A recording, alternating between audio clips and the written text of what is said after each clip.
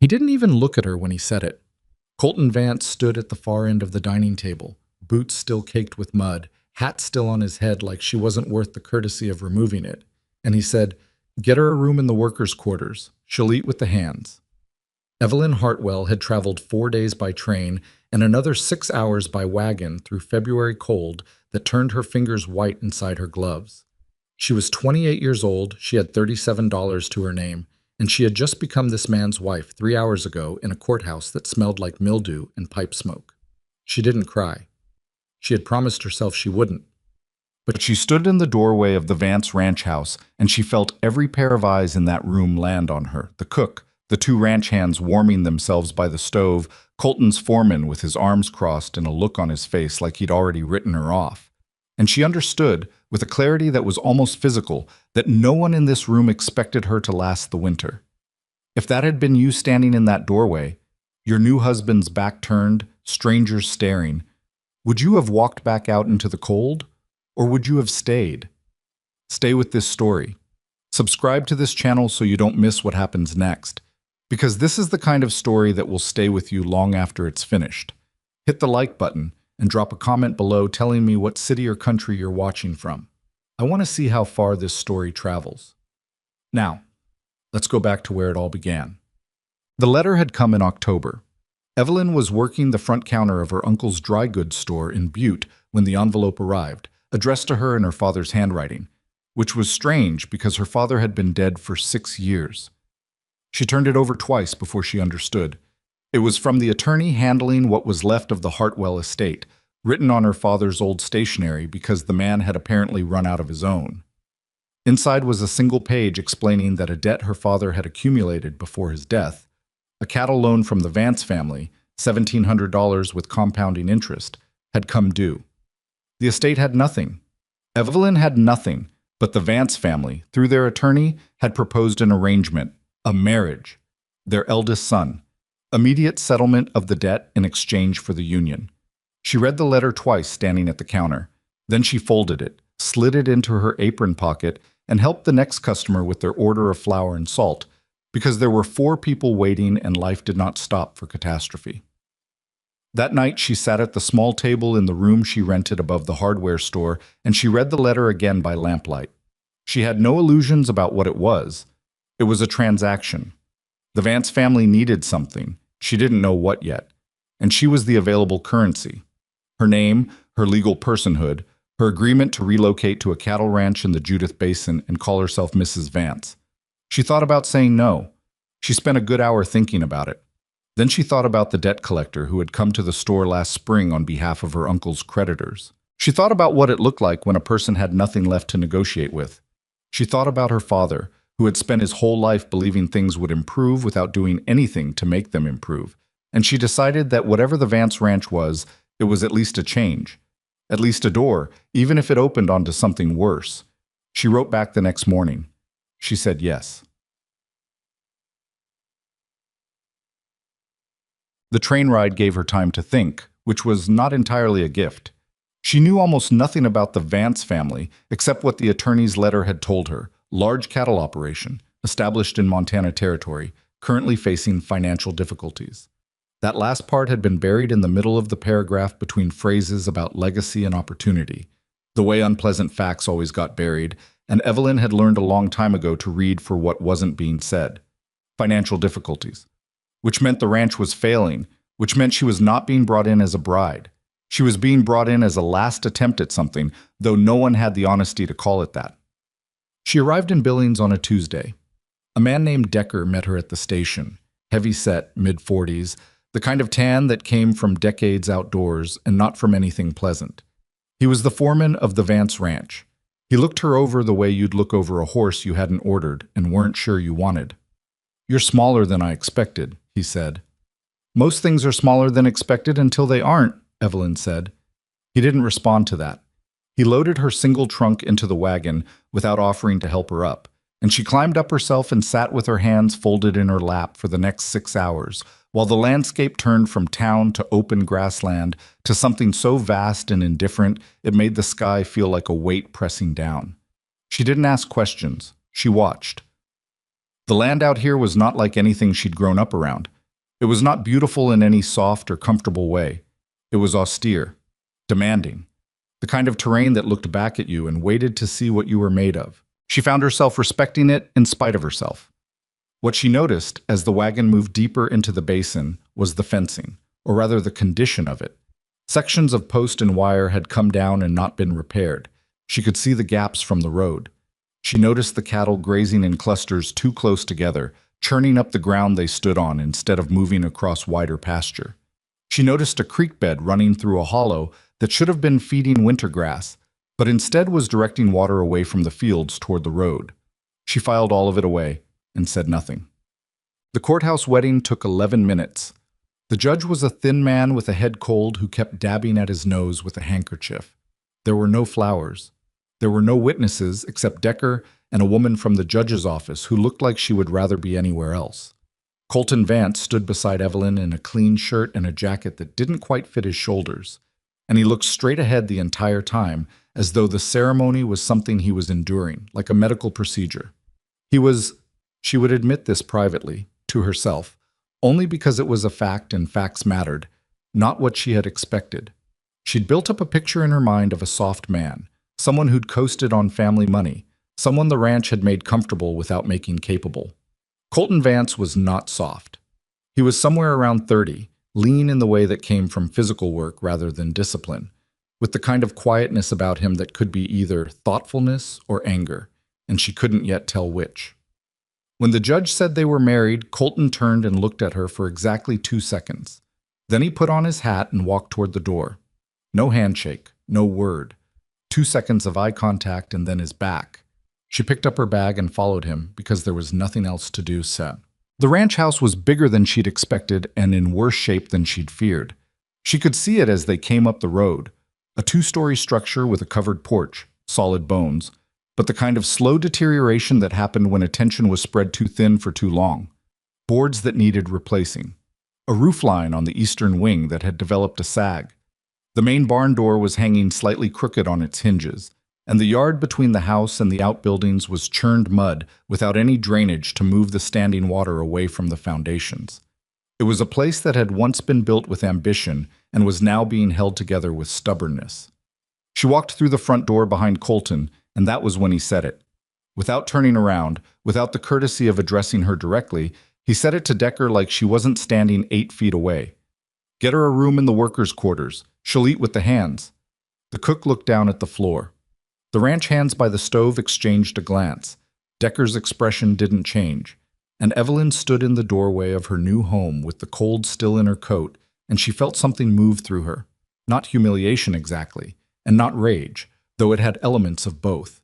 It was something quieter and more durable than either of those things. It was the recognition that the people in this room had already decided she was nothing, and that nothing she said in the next 30 seconds would change that, so she didn't try to change it. She turned to the cook, a stout woman named Iris, she would learn later, and she said, "Could you point me to the workers' quarters, please?" Iris looked startled that she'd been addressed directly. "East of the barn," she said. "Follow the path." "Thank you," Evelyn said, and she walked back out into the cold. "What?" The workers' quarters were a long, low building with 6 rooms, all of them small and none of them warm. The room Decker pointed her to had a cot, a chest of drawers with a missing handle, and a window that didn't seal completely against the wind.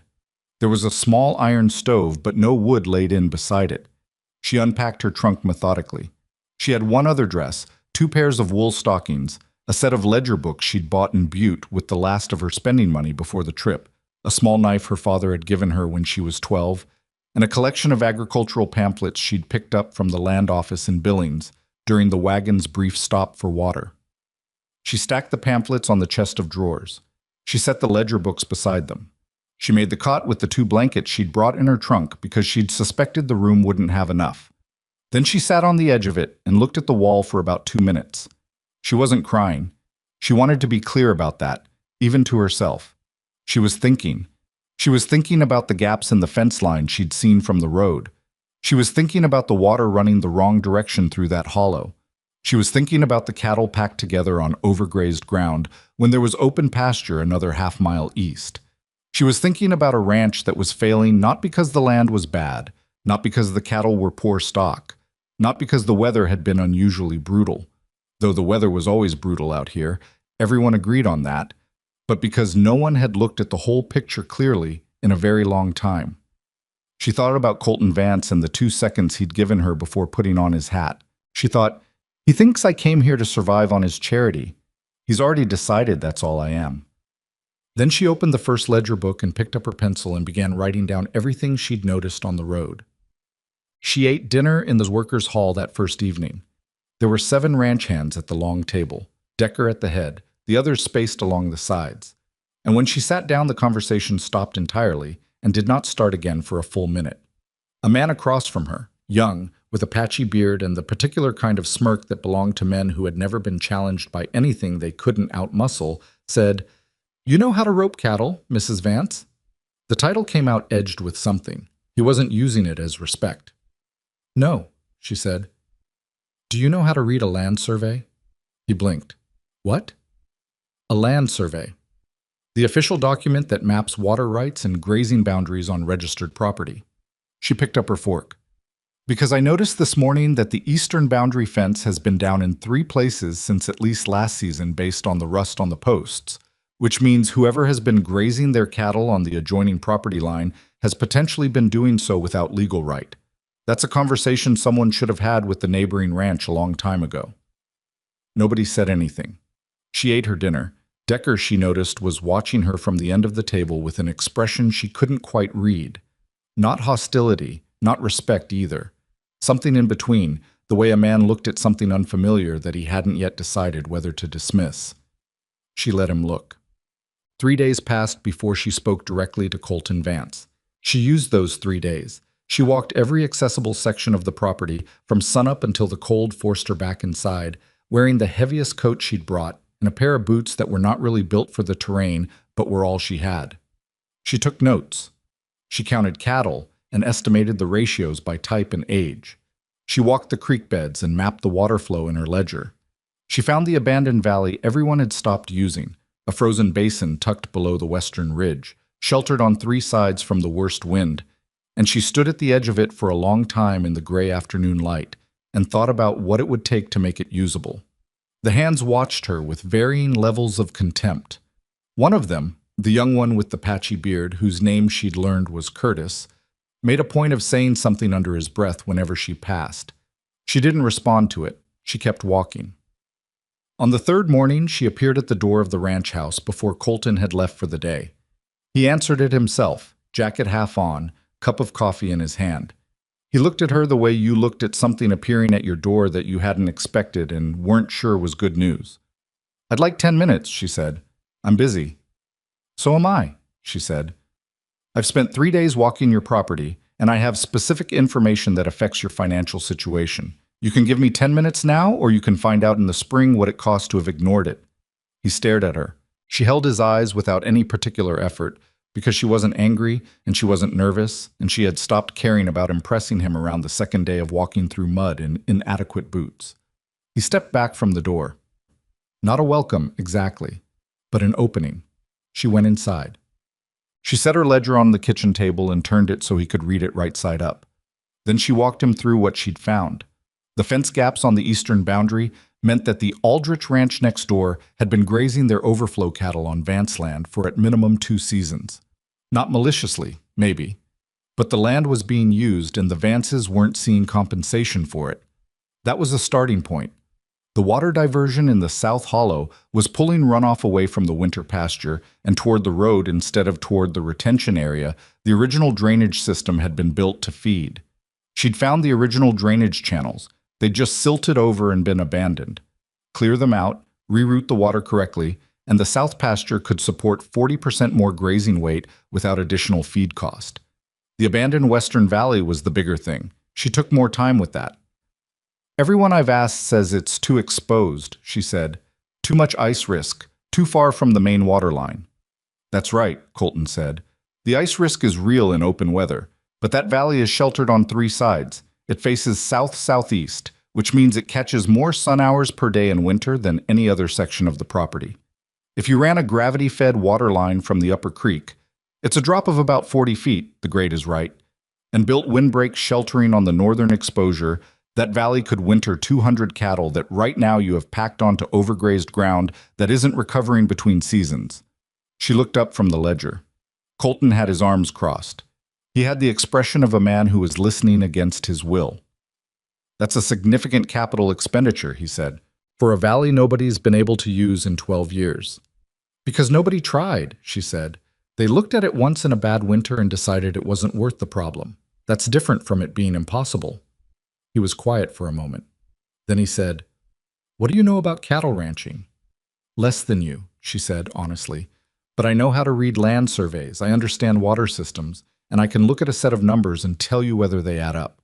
This ranch isn't failing because of drought or market conditions. It's failing because money has been leaking out of it for years in ways that were too small to notice individually. I've been here 3 days and I've found 4 of them." He looked at the ledger. He looked at her. "You studied for this," he said. It wasn't quite an accusation. "I studied for the possibility that I might need to do something useful," she said. That seemed more practical than hoping for the best. He didn't say anything else. She picked up her ledger, said she'd leave him to his morning, and walked back out through the front door. She didn't know if he'd listened to any of it, but she knew one thing with absolute certainty. Standing in the cold yard with her breath making small clouds in the air. She had not come all this way to be filed away in a worker's room and forgotten. She had not signed her name in that courthouse to disappear. Whatever this ranch needed to survive, she intended to understand it better than anyone else on the property. And if that took all winter, if it took every cold dawn and every hostile meal and every contemptuous look from every man on this property, then that was what it would take. She had $37, a set of ledger books, and the particular stubbornness of someone who had spent her whole life being told that what she wanted was out of her reach. She had learned not to argue with people who said things like that. She had learned to simply prove them wrong. Colton didn't come find her the next day, or the day after that. She hadn't expected him to. Men like Colton Vance didn't move quickly on ideas that hadn't originated with themselves. She'd understood that much from the kitchen conversation. He would turn it over. He would look for reasons she was wrong. He would probably ask Decker what he thought, and Decker would probably say something cautious and non-committal, and then Colton would sit on it for another week while the fence gap stayed open and the water kept running the wrong direction and the south pasture kept taking damage it didn't need to take. She decided not to wait for him. The drainage channels in the South Hollow were the most straightforward problem. Physical labor, no capital required, no permission needed from anyone as far as she could determine since it was Vance land and she was, legally, a Vance. She found 2 shovels in the equipment shed and she started clearing the silted channels on a Thursday morning before the hands had finished breakfast. She was not a large woman. She was not particularly strong in the way that ranch work demanded strength. What she had was persistence and a reasonable understanding of how water moved, and she worked the first channel for 2 hours before anyone noticed she was out there. Curtis noticed first. She heard him before she saw him. That particular kind of laugh that wasn't really about humor, the kind that was really about establishing territory. "What exactly are you doing?" he said. She didn't stop shoveling. "Clearing a drainage channel. The silt blockage is about 4 feet long. Once it's clear, the runoff from the upper slope will feed back into the retention area instead of washing out to the road. That's work for hands." "Then it's lucky I have 2 of them," she said. He stood there for a moment. She kept working. She could feel him deciding whether she was worth more contempt or whether she was simply beneath response, and apparently he landed on the latter because she heard his boots turn and walk away. She finished the first channel by mid-morning. She started on the second. By the time Decker came out to find out why one of the shovels was missing from the equipment shed, she had cleared 40 feet of drainage line, and her shoulders were burning and her boots were soaked through with cold mud, and she had the particular satisfaction of someone who has done a concrete and measurable thing with their day. Decker stood at the edge of the hollow and looked at what she'd done. "You're going to be sore tomorrow," he said. "Probably," she agreed. He was quiet for a moment. Not hostile exactly, just watching, trying to figure out what category to put her in. "The channel runs another 60 feet before it hits the retention berm," he said finally. "The berm itself has a breach on the north side. Even if you clear the channel, the water will just run out through the breach." She looked at him. "Where's the breach?" He looked slightly surprised that she'd asked. Then he walked her around the edge of the hollow and showed her a section of the earthen berm that had eroded away, maybe 8 feet across, low enough that any significant water flow would just spill through it instead of collecting. "How long has that been there?" she asked. 3, 4 years, maybe more. She crouched down and looked at the soil. Compacted clay underneath the topsoil layer, which was good. It meant a repair would hold if it was done right. "If I repair the breach and finish clearing the channel, how long before the retention area starts functioning again?" she asked. Decker was quiet for a moment, like he was doing the calculation against his will. "Assuming normal runoff, 2, 3 weeks. By mid-January, you'd see water table improvement in the south pasture." She nodded. She picked up her shovel. "I'll need more material for the berm repair," she said. "What's available on the property?" He told her. He didn't offer to help, but he told her. Word got around the bunkhouse that she was out digging drainage channels by herself, and the reaction split roughly into thirds. One group thought it was pathetic, a woman trying to do men's work and making a fool of herself. Another group thought it was bizarre. Why would anyone do that voluntarily when they didn't have to? And a smaller group, quieter than the others, watched her without comment and didn't quite join in when Curtis made his jokes at dinner. She noticed the quieter group. She filed that away too.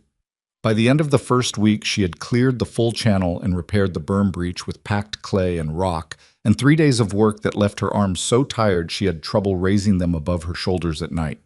The repair was not pretty. It was functional. There was a difference, and she had decided that functional was what mattered. She started on the eastern fence gaps next.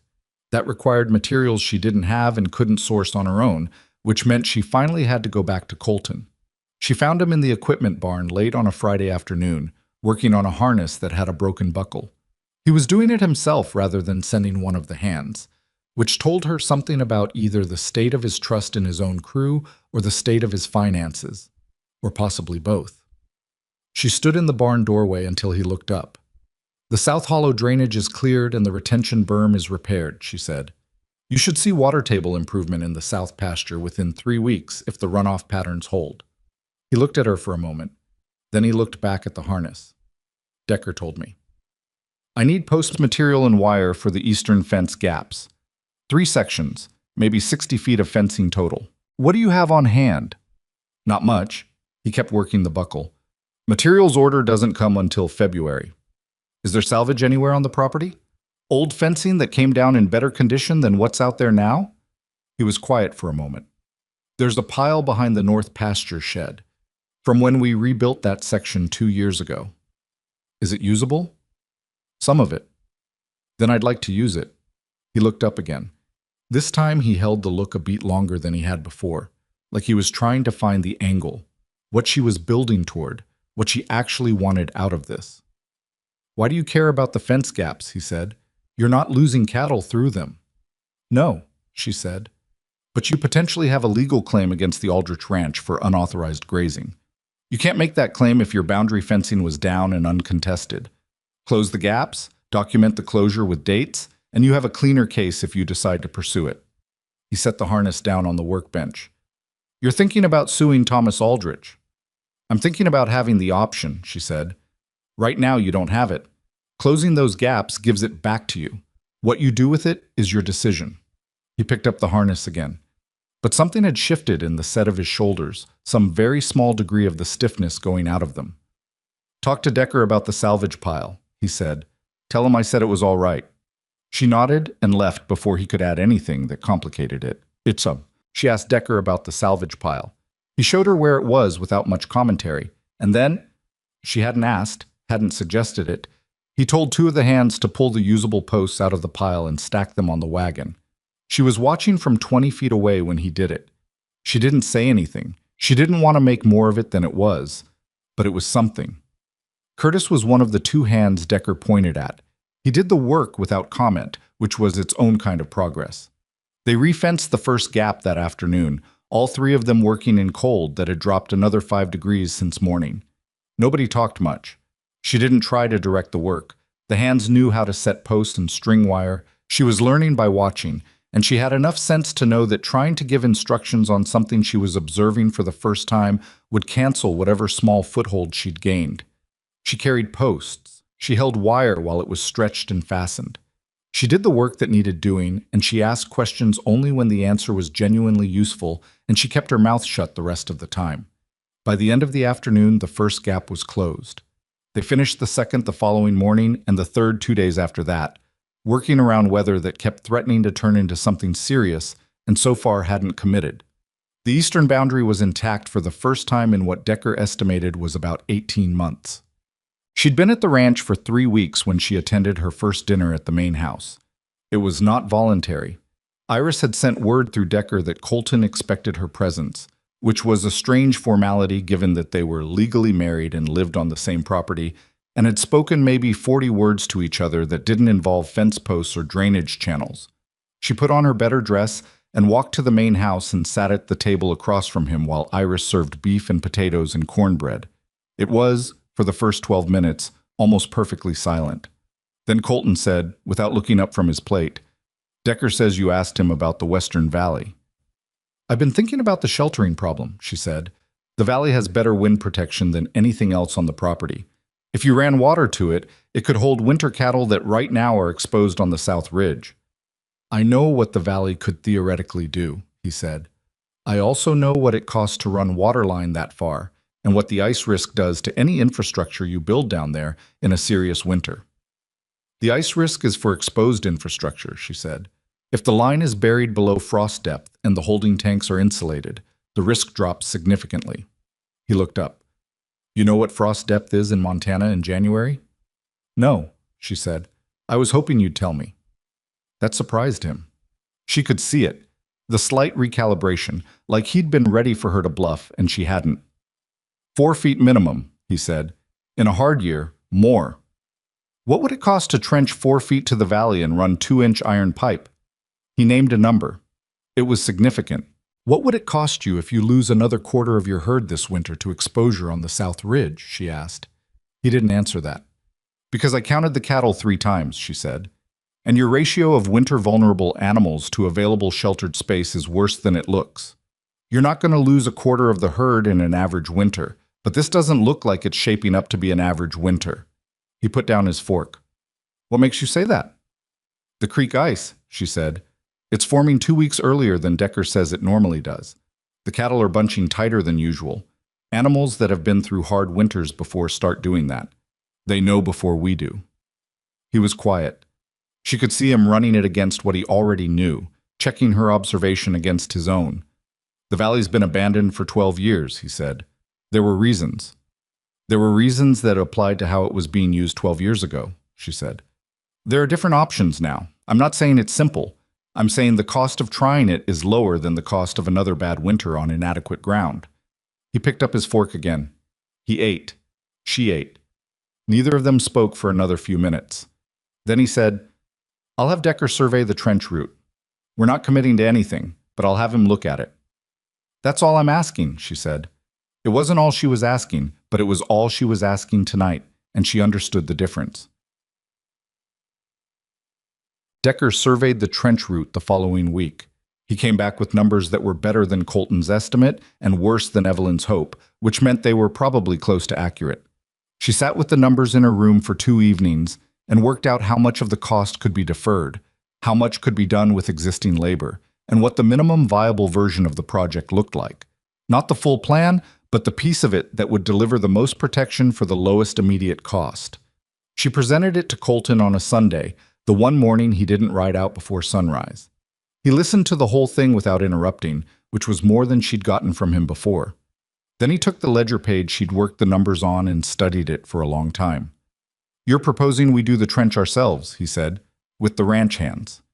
"In sections," she said. "The first 300 feet gets you water access to the upper valley floor. That's enough for emergency holding capacity this winter. You can extend it in the spring when ground conditions are better and labor is cheaper. The hands are already running short on time. Winter maintenance doesn't slow down because we're digging trench line."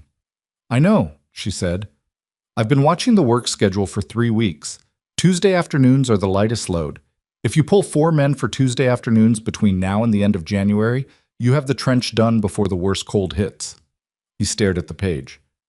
"You've been watching the work schedule." "I've been watching everything," she said. "That's the only way I know how to figure out what I'm looking at." Something moved across his face that she couldn't fully categorize.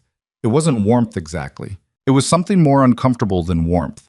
The expression of a man who had made a decision about someone and was being forced to notice that the decision might have been wrong. He didn't say anything about that. He said, "I'll think about it." She left him with the ledger page. The trouble with Curtis came to a head on a Wednesday morning in the third week of January. She had been in the equipment shed inventorying the feed supplies, another self-assigned task, because the feed inventory records hadn't been updated since November, and she needed accurate numbers to calculate how long the current stock would last against the herd size. When Curtis came in looking for something and found her at the workbench with the ledger. "What are you doing with those records?" he said. "Updating them," she said. "The feed log hasn't been current in 6 weeks. Decker handles the feed log." "Decker hasn't had time," she said. "I do." He moved toward the workbench. "Those aren't your records to touch." She looked up at him steadily. He was taller than her by a significant margin, and he knew it, and he was using it in the way people did when they didn't have a better argument. "I'm the legal co-owner of this ranch," she said. "These are in fact my records to touch." Co-owner. He said it the way you said a word in a language you were indicating you didn't speak. "Would you like me to show you the deed?" she said. "Because I have a copy." He stared at her. She held his gaze without any particular effort because she had been stared at by men who wanted to intimidate her since she was 19 years old, and she had found, over time, that the most effective response was simply not to find it interesting. "You think because you dug some ditches and convinced Colton to let you play with the ledger books that you belong here," he said. "You don't. You came in on a debt arrangement and everyone knows it, and when this ranch goes under, which it's going to, because nothing you're doing is going to change what's been going wrong for 10 years, you'll be back on a train to wherever you came from, and this will have been a chapter in a story that ends the same way it was always going to end." He walked out. She sat with that for a moment. The shed was cold and quiet except for the wind at the boards and the distant sound of cattle. Then she picked up her pencil and kept counting feed sacks. Why? She told Colton about Curtis that evening. Not as a complaint. She was deliberate about that, deliberate about her tone, making sure it came out as information rather than grievance. "There's a problem with Curtis," she said. "It's going to affect the work." Colton listened to what she described. When she finished, he was quiet for a moment. "What do you want me to do about it?" he said. "That's your decision," she said. "He's your hand and he's been here longer than I have, and he probably does his work adequately. But if we're going to push on the Valley project and the fence documentation and the feed management, I need the crew to at minimum not be actively obstructing. I'm not asking him to like me. I'm asking for functional working conditions." Colton looked at her. "You know, when I said get her a room in the workers' quarters, I know what you meant," she said. "I was wrong about that," he said. "It came out flat, not apologetic, the way admissions came from men who weren't in the habit of making them. You should have a room in the house." "That's a separate matter," she said. "What are you going to do about Curtis?" He told Decker the next morning. She didn't know exactly what was said, but Curtis spent the following week conspicuously not present whenever she was working, which was either Decker's arrangement or Curtis's own decision, and it amounted to the same thing. She moved into the main house on a Saturday. Iris had made up the guest room at the back of the second floor, farthest from Colton's room, which suited her fine. It was warmer than the workers' quarters, the window sealed properly, and there was a small writing desk where she could work in the evenings. She set the ledger books on the desk. She set the agricultural pamphlets beside them. She looked at the room for a moment, alone, in the quiet of the afternoon. It was not home yet. She wasn't sure what home felt like anymore, whether it was a place you were born into or a place you built through sustained daily presence until it began to recognize you. But it was better. That was enough for now. Well, the trench project started the first Tuesday of February. Colton had not announced a decision. He had simply told Decker on a Monday evening that they'd be pulling 4 men on Tuesday afternoons for valley drainage work, and Decker had told the crew, and on Tuesday afternoon, Evelyn had found 4 men with shovels standing at the edge of the valley, looking like they were waiting to be told what to do. She was ready. She'd spent the previous 2 weeks walking the route with a measuring rope and marking the trench line with stakes. She knew the depth they needed, the grade they needed to maintain to keep the pipe from forming air pockets, and where the hardest ground was going to be. She walked them through it. She was careful about how she did it. Not as though she was commanding, more as though she was sharing what she'd figured out and they could do with it what they thought was right. There was a distinction in tone that mattered, especially with men who were still deciding what she was. They worked. The ground was hard and getting harder as January's cold had driven the frost down, and it was slow going, and two of the men found reasons to be irritated about it in the way that men found reasons to be irritated about hard work that wasn't their idea. But it moved. By the end of the first Tuesday afternoon, they had 60 feet of trench at the right depth and the right grade. Evelyn worked alongside them. She wasn't as fast, and she knew it. But she was there, and she was consistent, and she didn't go inside when the cold got bad. That mattered to the men in a way she hadn't entirely calculated. She'd done it because it seemed like the honest thing to do. She wasn't going to ask people to do work. She wouldn't do herself. That was a principle she'd held since she was a girl watching her uncle send employees into the cold storage without ever going himself. But the effect on the crew was something she watched with interest over the following weeks, as the trench grew longer and the conversations during work started to include her rather than working around her. Decker, she noticed, had begun to answer her questions before she finished asking them. That was new. The news about the neighboring ranches came through mid-February. A man named Harlan Briggs owned the second-largest cattle operation in the basin, and he rode to the Vance Ranch on a Thursday morning with a set of numbers and a proposition. Evelyn was working at the desk in the house when Iris told her there was a visitor, and she came downstairs to find Colton and Briggs in the front room with the posture of men who had known each other a long time and were not currently on the best terms. She introduced herself. Briggs looked at her the way most people looked at her the first time. A quick assessment, a recategorization when she didn't fit the expected shape, and then a decision about how much to recalibrate. He was there about water rights. Specifically, a water rights claim that a third rancher, a man named Pollard, who had moved into the basin 2 years earlier with more money than history, had filed against both the Briggs and Vance operations, arguing that an upstream diversion he'd built on his property was legal and that the downstream reduction in creek flow to their grazing land was their problem. Colton's expression had gone flat and careful. When was the claim filed? 3 weeks ago, Briggs said. My attorney got the notice last week. Figured you'd be getting yours shortly. We haven't received anything, Evelyn said. Both men looked at her. If a water rights claim was filed 3 weeks ago, we should have received notice by now, she said, unless the filing was done irregularly. She looked at Briggs. Who is Pollard's attorney? Briggs named someone. She wrote it down. Has anyone looked at the original water rights documentation for both properties? She asked. The territorial grants? My attorney has the Briggs grant, Briggs said. I don't know about the Vance documentation. She looked at Colton. Where is the original property documentation for this ranch? He was looking at her with that expression again, the recalibrating one. Filing cabinet in the study. I haven't looked at it in years. We need to look at it today, she said. And we need to know whether Pollard's diversion was built before or after his water rights were established. Because if he diverted the creek before filing the claim itself may be procedurally invalid. Briggs looked at Colton. Colton looked at Evelyn. There was a silence in the room that had a particular quality to it, the quality of a moment when an arrangement between people shifts without anyone announcing it. She's right, Colton said finally. Come into the study.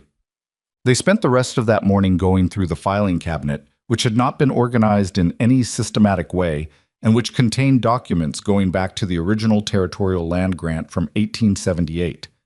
Evelyn pulled everything that had any relevance to water rights and laid it out on the study floor in chronological order while Colton and Briggs talked and occasionally handed her things when she asked for them.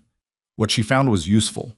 The original Vance water rights had been established as a prior appropriation claim, first in time, first in right, which was the legal principle that governed water in the territory. The claim predated Pollard's purchase of his property by 23 years.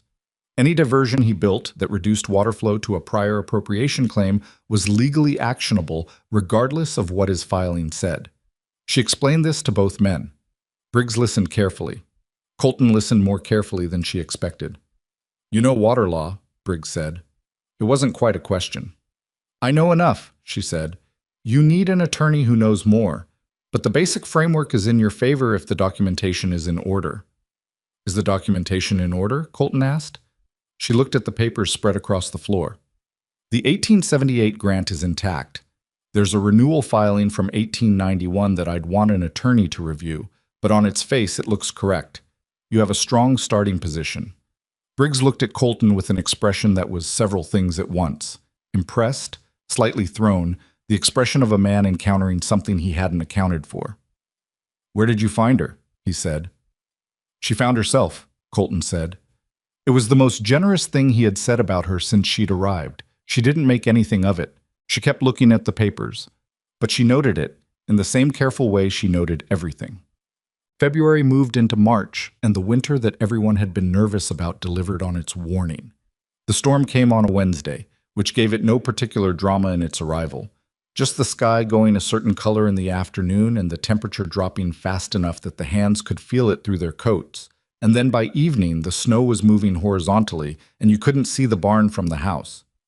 It lasted 4 days. The valley project was not complete. They had water line to the upper valley floor, but not to the sheltered lower section where Evelyn had wanted to concentrate the winter herd. What they had was enough for emergency capacity, which turned out to be exactly what they needed, because on the first night of the storm, the south ridge became untenable, wind driving the cold in from the north at an angle that cut through the existing windbreak like it wasn't there. She was in the barn with Decker when the decision had to be made. The temperature was somewhere that made her eyes water and her breath come in hard, short pulls, and Decker was looking at the cattle on the south ridge through the barn door and running numbers in his head. "We move them tonight or we lose some of them," he said. "The valley's ready," she said. "I walked it 2 days ago. The water line is holding and the windbreak on the north exposure is set. It's a quarter mile in the dark in this weather. If we take them at first light, it'll be worse," she said. "The temperature's going to drop another 10 degrees by morning." He looked at her. This was a different look than the early ones, not the assessing look or the barely tolerant look. This was the look of a man checking his judgment against someone else's in a situation where being wrong had consequences. "How sure are you about the valley?" he said. "I built what's in there," she said. "I'm sure." He called for the hands. They moved the herd in the dark into the teeth of that storm.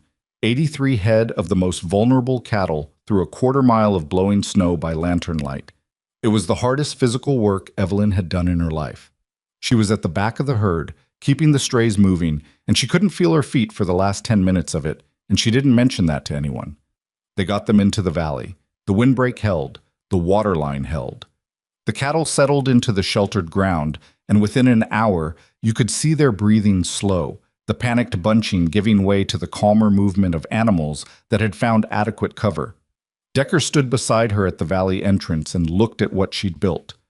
"Good call on the windbreak placement," he said. "You helped me figure out the angle," she said. "You figured it out," he said. "I just handed you the measurements." She was too cold and too tired to say anything gracious about that, which was probably for the best because gracious wasn't what the moment needed. "Let's get back before we lose any fingers," she said. They went back. Colton was awake when she got to the house. He was at the kitchen table with a lamp and a cup of coffee that had gone cold. And when she came through the door, he looked at her. Snow-covered, coat stiff with ice, moving carefully because her feet were only just coming back to feeling. And he stood up. He didn't say anything for a moment. He just looked at her in the way people looked at someone who had been somewhere difficult and come back. "All 83, she said, before he could ask. "Valley's holding." He set down the coffee cup. He went to the stove and put the kettle on. She sat down at the table and peeled off her outer gloves, which took longer than it should have, and then the inner gloves. And she looked at her hands under the lamplight, red and stiff, nails white at the edges. He set a mug of hot water in front of her and sat back down across the table. "I should have started the Valley project in October," he said, "when you first brought it up." She wrapped her hands around the mug. "We got it done in time. That's what matters. I wasted 2 months because I didn't trust your judgment." "You didn't know me in October," she said. "You don't trust the judgment of someone you don't know. That's reasonable." He looked at her across the table in the lamplight, in the storm, with 83 cattle alive in a valley that had been abandoned for 12 years. And she could see him working through something. Not just the valley, not just the winter, something larger that he hadn't found the language for yet. "Do you know what I thought when I saw you get out of the wagon?" he said. "That first day." "Approximately," she said. "I thought Here is someone who is going to struggle and leave, and I'll spend 6 months pretending this arrangement worked before we both admit it didn't." He paused. "I was not kind about it. Even in my own head, I was not kind." "I know," she said. "I'm sorry for the workers' quarters," he said. She drank the hot water. It moved through her like something coming back to life, slow and incremental. "We both started from where we were," she said. "That's all either of us could do." Outside, the storm pressed against the house, and the lamp flickered, and somewhere in the valley, 83 cattle were alive because the ground she'd built was solid enough to hold them. And that was not nothing, and she knew it. And for the first time since she'd stepped off a train in Billings with $37 and a set of ledger books, she let herself feel the full weight of what she had done. Not pride, exactly. More like recognition. The recognition that she had bet on herself in a place that had given her no reason to, and the bet had held. She finished the hot water and went upstairs to bed. Tomorrow would bring whatever it brought. She'd be ready for it. The storm broke on a Saturday. It left the basin looking like something that had been shaken and put back down wrong. Fence posts canted at odd angles, drifts packed against the barn walls to window height on the north side, the road into town buried under 3 feet of compacted snow that would take a week of work to clear. The sky that came after was the particular blue of extreme cold, cloudless and hard, and the temperature didn't climb above 10 degrees for 4 days following the storm's end. Evelyn spent those 4 days in the valley. Not exclusively. She came back to the house each night, ate whatever Iris had left on the stove, and slept the sleep of someone whose body had stopped asking permission. But every morning before first light, she was back in the valley checking the water line, checking the windbreak integrity, walking the herd to assess condition. She kept a count in her ledger. She tracked each animal the way you tracked anything that could be lost if you stopped paying attention. What she found, consistently, over those 4 days, was that the valley was holding. The cattle were doing better than they had any right to do given what had just come through the basin. They were thinner than she wanted. They'd been thin before the storm, which was a function of the overgrazing problem she hadn't been able to fully reverse in the time she'd had. But they were alive and their condition was stable, and that was more than she could say for what she was hearing about the surrounding ranches. Decker was her primary source for the outside news because Decker talked to people in a way that Colton did not. Moving through the basin on supply runs and maintenance calls with the unhurried availability of a man who understood that information was as important as any physical supply. He came back from a run to the Briggs spread on the 3rd day after the storm with a face that told her the news before he spoke. "Briggs lost 112 head, he said. She stopped writing in the ledger. "Out of how many total?" "He was wintering about 400 on the east pasture. They got the storm from the wrong angle. The wind came in off the north ridge and the pasture that usually has natural protection was exposed." He pulled off his gloves and set them on the workbench. "Aldrich lost about 60. 2 of the smaller operations east of the river lost everything they had out on open ground." She did the arithmetic. It was a significant number across the basin, even before accounting for the smaller losses she hadn't heard about yet. "What about Pollard?" she asked. Decker's expression shifted slightly. "Pollard's enclosed operation, the one he built when he came in, held his primary herd fine. He had shelter infrastructure." He paused. "He lost some of his overflow animals, the ones he'd been running on open range, maybe 40 head. She noted that. Pollard's enclosed operation had survived, but Pollard had also been running overflow cattle on open range, which meant cattle beyond his official capacity, cattle that were presumably benefiting from range that wasn't exclusively his. She wrote that down too. "Briggs is going to come to us," she said. It wasn't a question. "He's already asking around about whether we have cattle to sell," Decker confirmed. "Word's moving fast. Anyone who held their herd through that storm is in a selling position they haven't been in for a while." Colton rode out to the valley that afternoon. She hadn't asked him to. He came on his own, which was different from every previous interaction they'd had. Every previous conversation had started because she'd initiated it, because she'd walked to wherever he was and presented information until he engaged with it. This time she looked up from the south end of the valley and saw him coming down the slope on his gray horse, picking his way through the drifts, and she understood that something had shifted in the weight distribution between them. He pulled up at the valley entrance and looked at the herd for a long time before he said anything. "Decker told me the Briggs numbers," he said. "He told me too." He got down from the horse. He walked a few steps into the valley and stood looking at the cattle. Alive, holding condition, sheltered inside something that shouldn't have existed and did, because she'd spent the fall building it while everyone waited for her to give up and leave. "We have 83 head that would be dead right now," he said. "Probably not all of them," she said, "but a significant number. The South Ridge exposure was—" "I know what the South Ridge exposure was," he said. Not harshly, just he knew. "I've known for years that the South Ridge was a problem in bad winters. I just never had a solution for it." She didn't say anything to that. She let it stand. He turned to look at her. He had the kind of face that wasn't easy to read when he was working something out internally. The stillness in it that she'd initially mistaken for indifference and had gradually come to understand was the face of a man who processed things slowly and thoroughly and didn't speak until he'd finished. "Briggs is going to want to buy," he said. "Yes. What's your read on price?" She'd been working on that. She'd spent 2 evenings building the number from what she knew about basin-wide herd loss, regional cattle prices before the storm, and what the spring market would likely demand given that several operations would be rebuilding. She told him the number. He looked at her with an expression that was something between surprise and calculation. "That's higher than anything we've sold at in 3 years," he said. "It's the correct number given current supply," she said. "Briggs knows it too. He's going to try to come in below it, but he knows what his options are. If we sell at that price, we clear the outstanding debt on the February materials order and have operating capital through spring breeding season. And enough left to extend the valley waterline," she said, "which we should do before the ground thaws fully, while the trench walls are still firm." He was quiet for a moment. Then he said, "You're always 3 steps ahead." "I'm usually 2 steps behind where I want to be," she said. "I just plan from where I am." Briggs came 2 days later. He came with his hat in his hands, which was not his usual posture. She'd met him once before, at the water rights conversation, and he'd been a man who moved through the world with the assurance of someone who had never had serious reason to doubt his own competence. The storm had adjusted that somewhat. They sat in the front room.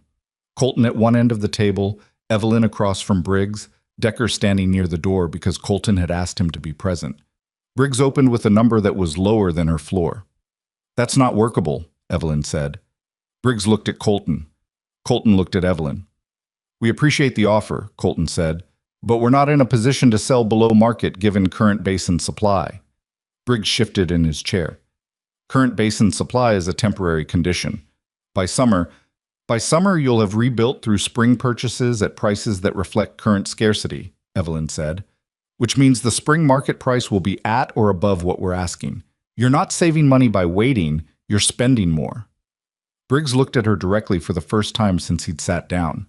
There was something in his expression, not hostility, more like the look a man got when the furniture in a room had rearranged itself, and he was trying to figure out when it had happened.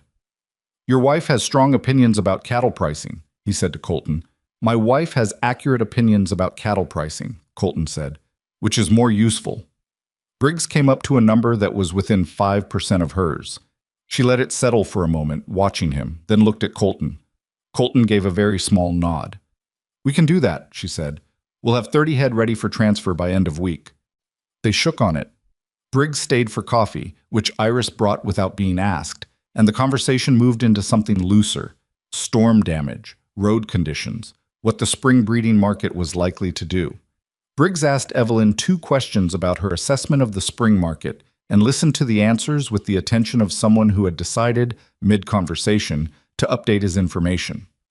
When he left, Colton stood at the front window and watched the wagon pull away down the road. "He'll tell people," Colton said. "I know," she said. "Is that a problem?" She thought about it. "No," she said. "Let them know." The Aldrich situation came to a head the following week, which was not the timing she would have chosen, but life had never much cared about her timing preferences. Thomas Aldrich rode in on a Wednesday morning, looking like a man who had composed his argument on the way over, and was determined to deliver it before he lost his nerve. He was 60, heavy-set, with a white mustache and the particular dignity of a man who had been significant in the basin for long enough that being challenged felt like an error on the part of the world rather than a reasonable circumstance. He asked to speak to Colton. Iris told him Colton was out on the east pasture. Aldrich said he would wait. Evelyn came downstairs and told him she was happy to speak with him now if the matter was urgent. He did not love this. She could see that clearly. But he had ridden a long way, and the matter was apparently urgent enough because he sat down and told her that he had received notice from an attorney regarding the Vance Ranch's claim for unauthorized grazing on their eastern boundary land, and he was here to discuss it before this became something it didn't need to become. "What would you like it to become?" she asked. He blinked. "I'd like it to go away," he said. "We're neighbors. This is the kind of thing neighbors work out between themselves, not in front of some territorial court." "I agree entirely," she said. "What are you proposing?" He had clearly expected more resistance before reaching the proposal stage. He recalibrated. "Compensation for the unauthorized grazing, a reasonable amount agreed between ourselves." "What's reasonable to you?" He named a number. It was low, but it was not insulting, which told her he was genuinely motivated to settle this rather than fight it. She had spent 3 evenings calculating the grazing value of the eastern boundary land over 18 months, using standard territorial rates per acre, per season. The number she'd arrived at was almost exactly twice what he'd offered. She told him the number she'd arrived at. She also told him exactly how she'd calculated it, which she did deliberately because a man like Aldrich would respect the methodology even if he resisted the conclusion, and being transparent about the math was more effective than being opaque about it. He was quiet for a while. "That's a significant amount," he said. "It's the accurate amount," she said. "I'm not asking for a penalty. I'm asking for the fair market value of what was used." He looked at her across the table with an expression she was beginning to recognize, the same one Decker had given her in the hollow, the same one Briggs had given her over the cattle price. The expression of a man recalibrating, deciding that what he was looking at was not what he'd expected. "Half now and half at summer settlement," he said. She thought about it. "Half now, the remainder at the August market, with a written agreement today and a witness." He put out his hand. She shook it.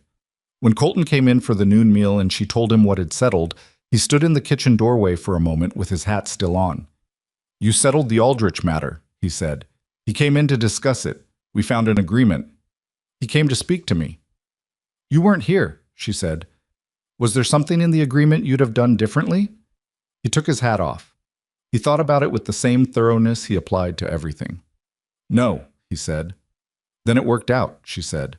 He sat down to eat. Iris brought his plate and gave Evelyn a look that was nearly impossible to interpret. Not quite a smile, not quite approval, something more like the look a woman gave another woman when something that needed doing had gotten done.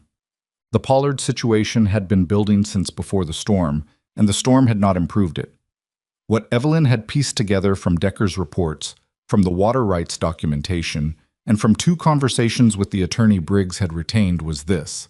Pollard had moved into the basin 2 years earlier with significant capital and a set of ambitions that did not particularly account for the people already there.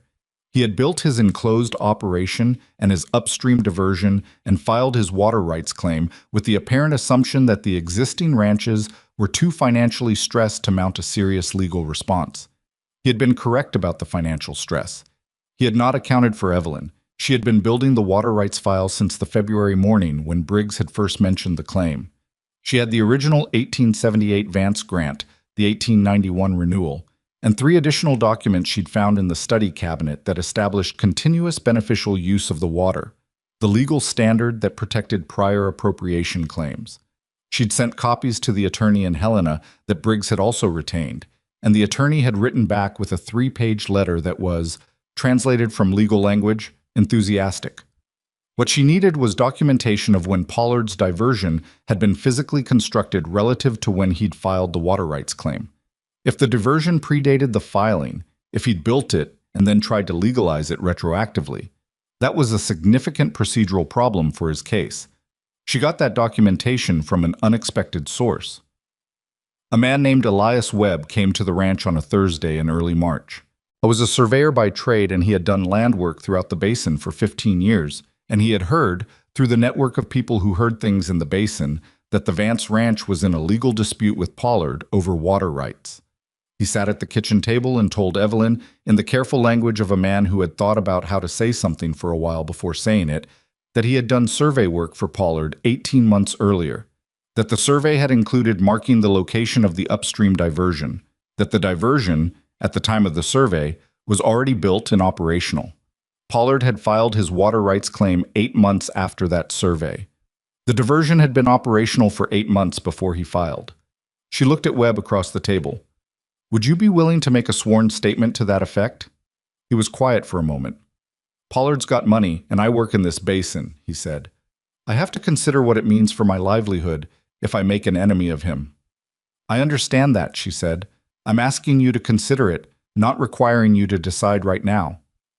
What happens to his claim if he can't establish the diversion was legal when filed? It becomes invalid, she said.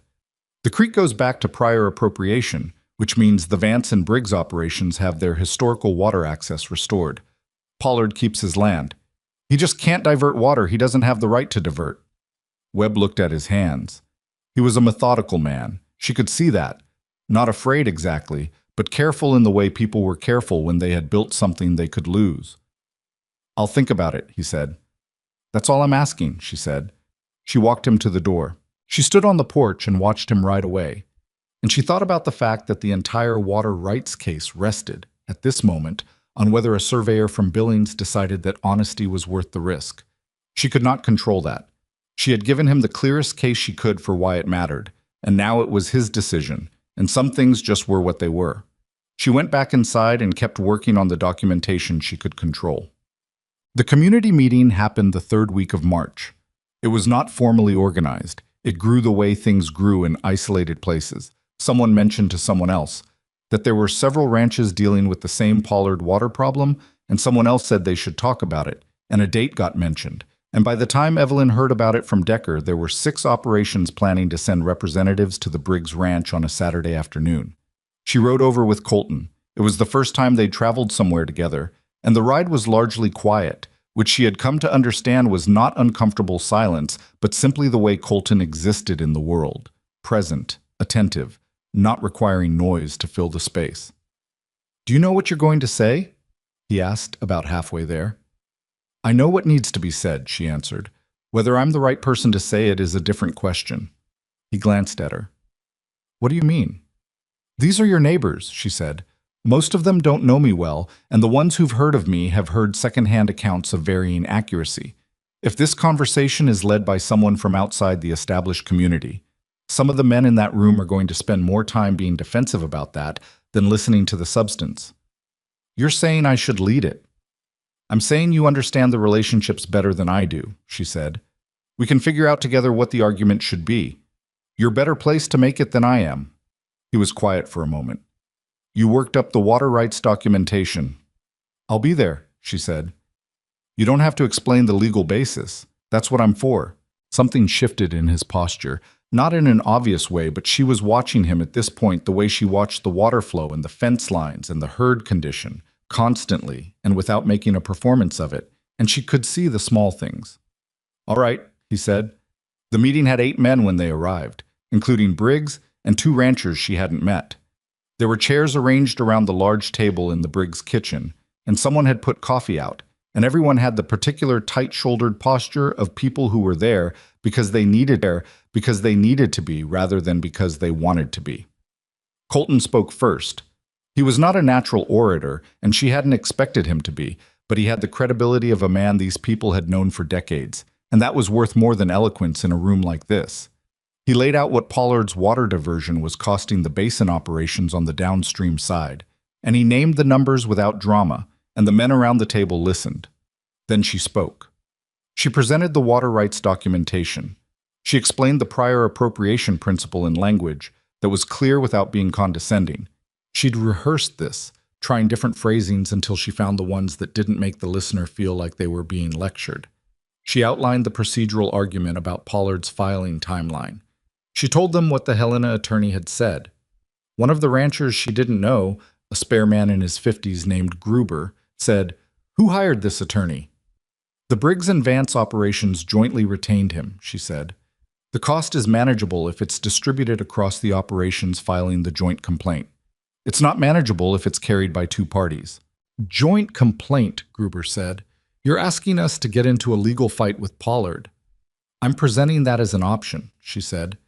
The other option is that the water situation continues as it currently stands, which for the operations on the lower creek means ongoing reduction in water access that affects grazing capacity every season. Pollard's got money for lawyers, another man said. We all know that. He does, she said, but money doesn't resolve a procedural defect in a water rights filing. If the diversion predated the claim, and we have reason to believe it did, the filing has a problem that money can't fix. What reason? Gruber asked. She paused. She hadn't wanted to introduce Webb's account until she knew whether he'd agreed to swear to it. But the room was asking, and she had to decide right now whether to hold it back or put it on the table. She decided. She told them about Webb. She told them what he'd described, not as established fact, but as a potential witness account that was currently being evaluated. She was careful about that distinction. She did not want these men making decisions based on testimony that hadn't yet been given. The room was quiet for a moment after she finished. Briggs said, "If Webb swears to it, the claim falls apart." "It significantly weakens the claim," she said. "I won't promise it falls apart because I'm not an attorney, and this territory's courts have their own ways of doing things. But it becomes a much weaker case." More silence. The men looked at each other. This was the moment, she knew. The moment when people decided whether the risk of doing something was lower than the risk of doing nothing. And that calculation was different for everyone in the room, and she couldn't control how it landed. Gruber said, "I'm in for my share of the attorney's cost." Two other men said yes in quick succession. The remaining two looked at each other for a moment before one of them nodded. All 8 operations. She wrote down the names in her ledger. The ride back was different from the ride over. Not dramatic, nothing so obvious as that. But Colton rode beside her rather than slightly ahead, which was a small thing, and also wasn't. "Webb is going to come through," he said. "I think so," she said, "but I don't know." "He came to us," Colton said. "A man who wasn't going to say anything wouldn't have come to the ranch." She thought about that. He was probably right. She had been so focused on the uncertainty of it that she hadn't considered the significance of the gesture itself. Webb had sought them out, had volunteered the information, had taken the first step without being asked. That was different from a man who needed to be persuaded. "You might be right," she said. "I've been right before," he said. "Occasionally." She looked at him. It was the closest thing to humor she had heard from him in 4 months of living on the same property. He was looking straight ahead at the road, his expression not quite neutral. "Occasionally," she agreed. They rode the rest of the way in silence that was comfortable rather than empty, which was a different thing entirely. Webb sent a letter the first week of April. It arrived with the mail packet from town, a single folded sheet addressed in careful handwriting. She read it at the kitchen table while Iris was doing something at the stove, and the morning was still early enough to be quiet. Webb would swear to the survey findings. He had written his account in full in the letter and had already sent a copy to the Helena attorney. He included one line at the end that she read twice. "I have worked in this basin for 15 years, and I intend to keep working here. A man who cannot be honest about what he observes is not worth the work he does." She set the letter down. "Good news or bad?" Iris asked, without turning from the stove. "Good," Evelyn said. "Your face doesn't look like good news." "It is," she said. "It just means more work." Iris made a sound that might have been sympathy or might have been agreement. Evelyn folded the letter and took it upstairs to add to the water rights file, which had grown to 40 pages and was organized by date in a wooden box she'd bought in town for the purpose. She told Colton at the noon meal. She slid the letter across the table to him and watched him read it. He read slowly, all the way to the end, then set it down. "I'll ride to Briggs this afternoon and tell him," he said. "Send word to the attorney, too. He'll want to move quickly before Pollard's side has time to respond." He nodded. He picked up his fork. Then he set it back down. "Evelyn," he said. It was the first time he'd used her name since the courthouse. She looked at him. "When I agreed to this arrangement," he said, and then he stopped, and she could see him working for the right words with the same thoroughness he applied to fence problems and herd counts. "I thought I was doing something that would buy the ranch a few more months. I thought, at best, someone would come here and stay out of the way and not make things worse." "I know," she said. "I was wrong about a great many things," he said. "Not just the workers' quarters. Everything I thought you were, and what you were capable of, and what this—" he paused, "what this arrangement was going to be." She looked at him across the table in the noon light. He was not a man who said things he didn't mean. She had learned that much. He was also not a man who found this kind of speech easy, and the effort was visible, and she respected it. "We had to start from where we were," she said. "Same as always." "I know," he said. "I just wanted to say I know it wasn't fair." She picked up her fork. "Buy us some spring breeding stock with the Briggs payment and extend the valley water line to the south end, and we'll call it even." He looked at her. Something moved across his face that she had not seen there before. Not the recalibrating expression, not the closed-off expression. Something more open than either of those. "All right," he said. They ate the rest of the meal in the kind of quiet that had weight to it without being heavy. The quiet of two people who had arrived at something without quite announcing it. Outside, the spring light was doing its slow work on the snow, pulling the white back from the fields in patches, revealing the dark ground underneath. The valley cattle had been moved back to the main pastures 2 weeks earlier as the temperatures climbed. The south pasture showed the first signs of the water table recovery she'd predicted back in November. New grass coming in where last fall it had been bare and packed. She had been at the ranch for 5 months. The water rights case was moving. The Aldrich settlement was paid. The valley infrastructure was in place. The breeding stock plan was coming, and Colton Vance had used her name. She was not going to make more of any of it than it was. That was a trap she had watched other people fall into. The mistake of turning every small thing into a sign of something larger, reading permanence into what might only be a good day. But the ground was solid. She had built it solid, piece by piece, and it was holding. That was enough to work with. She had learned, a long time ago, that enough to work with was more than most people got, and that the difference between the people who built something and the people who didn't was almost never the materials they started with. It was what they did with the morning. Spring came to the basin the way it always did. Not gently, not all at once, but in a negotiation between cold and warmth that took 6 weeks and felt like it might go either way until it didn't. The snow pulled back from the south-facing slopes first, then the valley floor, then finally the north pasture where the drifts had been deepest, and the dark ground that came up underneath was soft and giving in a way that made every footstep feel provisional. Evelyn noticed the grass before anyone else mentioned it. The south pasture, the one she'd spent November clearing drainage channels for. The one Decker had told her would show improvement in 3 weeks if the water table responded correctly, was coming in thick along the lower section where the retention area had begun holding water through February and March. It wasn't dramatic. It wasn't the kind of thing you'd see from a distance and call remarkable. But if you walked it daily, the way she did, you could track the progress in inches, and the inches added up to something she had calculated in a ledger book in November and was now watching happen in the ground. She didn't say anything about it. She just kept walking it. What occupied her attention through April and into May was the Pollard case, the spring breeding purchase, and a third thing that had appeared without warning in the form of a letter from a cattle buyer in St. Louis named Gerald Marsh. Marsh had heard about the Vance Ranch through Briggs, apparently. The letter was brief and professionally worded.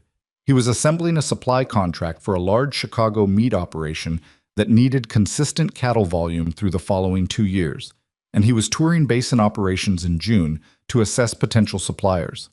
He asked whether the Vance Ranch would be available for a visit. She showed the letter to Colton over breakfast. He read it twice.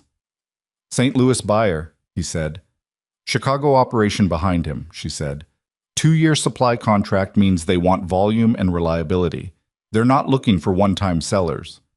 "We don't have the volume for a Chicago contract," he said. "Not yet." "Not alone," she said. He looked at her over the letter. "You're thinking about the other basin operations." "I'm thinking that Briggs lost 112 head in February and is in rebuilding mode, which means he can't reliably commit to a 2-year contract alone. Gruber is in the same position. 3 of the other operations that joined the water rights complaint are small enough that they'd never individually qualify for a buyer like Marsh." She set down her coffee. "But collectively, with the Vance operation as the anchor supplier and the others as secondary volume, the numbers work." Colton was quiet for a moment. "You're proposing we negotiate a joint contract. I'm proposing we invite Marsh to see the valley operation and let the numbers do the argument for us," she said. "If he's interested, we bring in the basin partners. If he's not, we've lost nothing but an afternoon." He set the letter down on the table. She could see him running the implications, not the obvious financial ones, but the relational ones, the question of what it meant for the Vance Ranch to position itself as the organizing center of a basin-wide supply arrangement. That was a different kind of standing in the community than they'd had before. It came with obligations. Right back to Marsh, he said. Tell him we're available in June. Oh, the Pollard case moved faster than she'd expected, which was not always a sign of good things in legal proceedings, but in this instance it appeared to be. The Helena attorney, a man named Carver, whom she had exchanged 6 letters with and still hadn't met in person, wrote in early May to say that Pollard's legal team had requested a settlement conference. This, Carver explained, was typically a sign that the filing party had received an honest assessment of their position and found it less solid than anticipated. She wrote back asking what Pollard's team had proposed. Carver's response arrived 10 days later. Pollard was willing to remove the upstream diversion and restore creek flow in exchange for the basin operations withdrawing the joint complaint. She sat with that for an evening. Then she wrote back with a counter. Removal of the diversion? Yes. Restoration of creek flow? Yes. But also, a written agreement establishing that no future diversion or obstruction of the creek upstream of the established basin operations would be built without prior notification and consent of the downstream prior appropriation holders, and a payment to the joint complaint operations covering their collective attorney fees. Carver wrote back that Pollard's team called the counter excessive. She wrote back that the counter was the floor. 2 weeks of silence followed. She went about her work.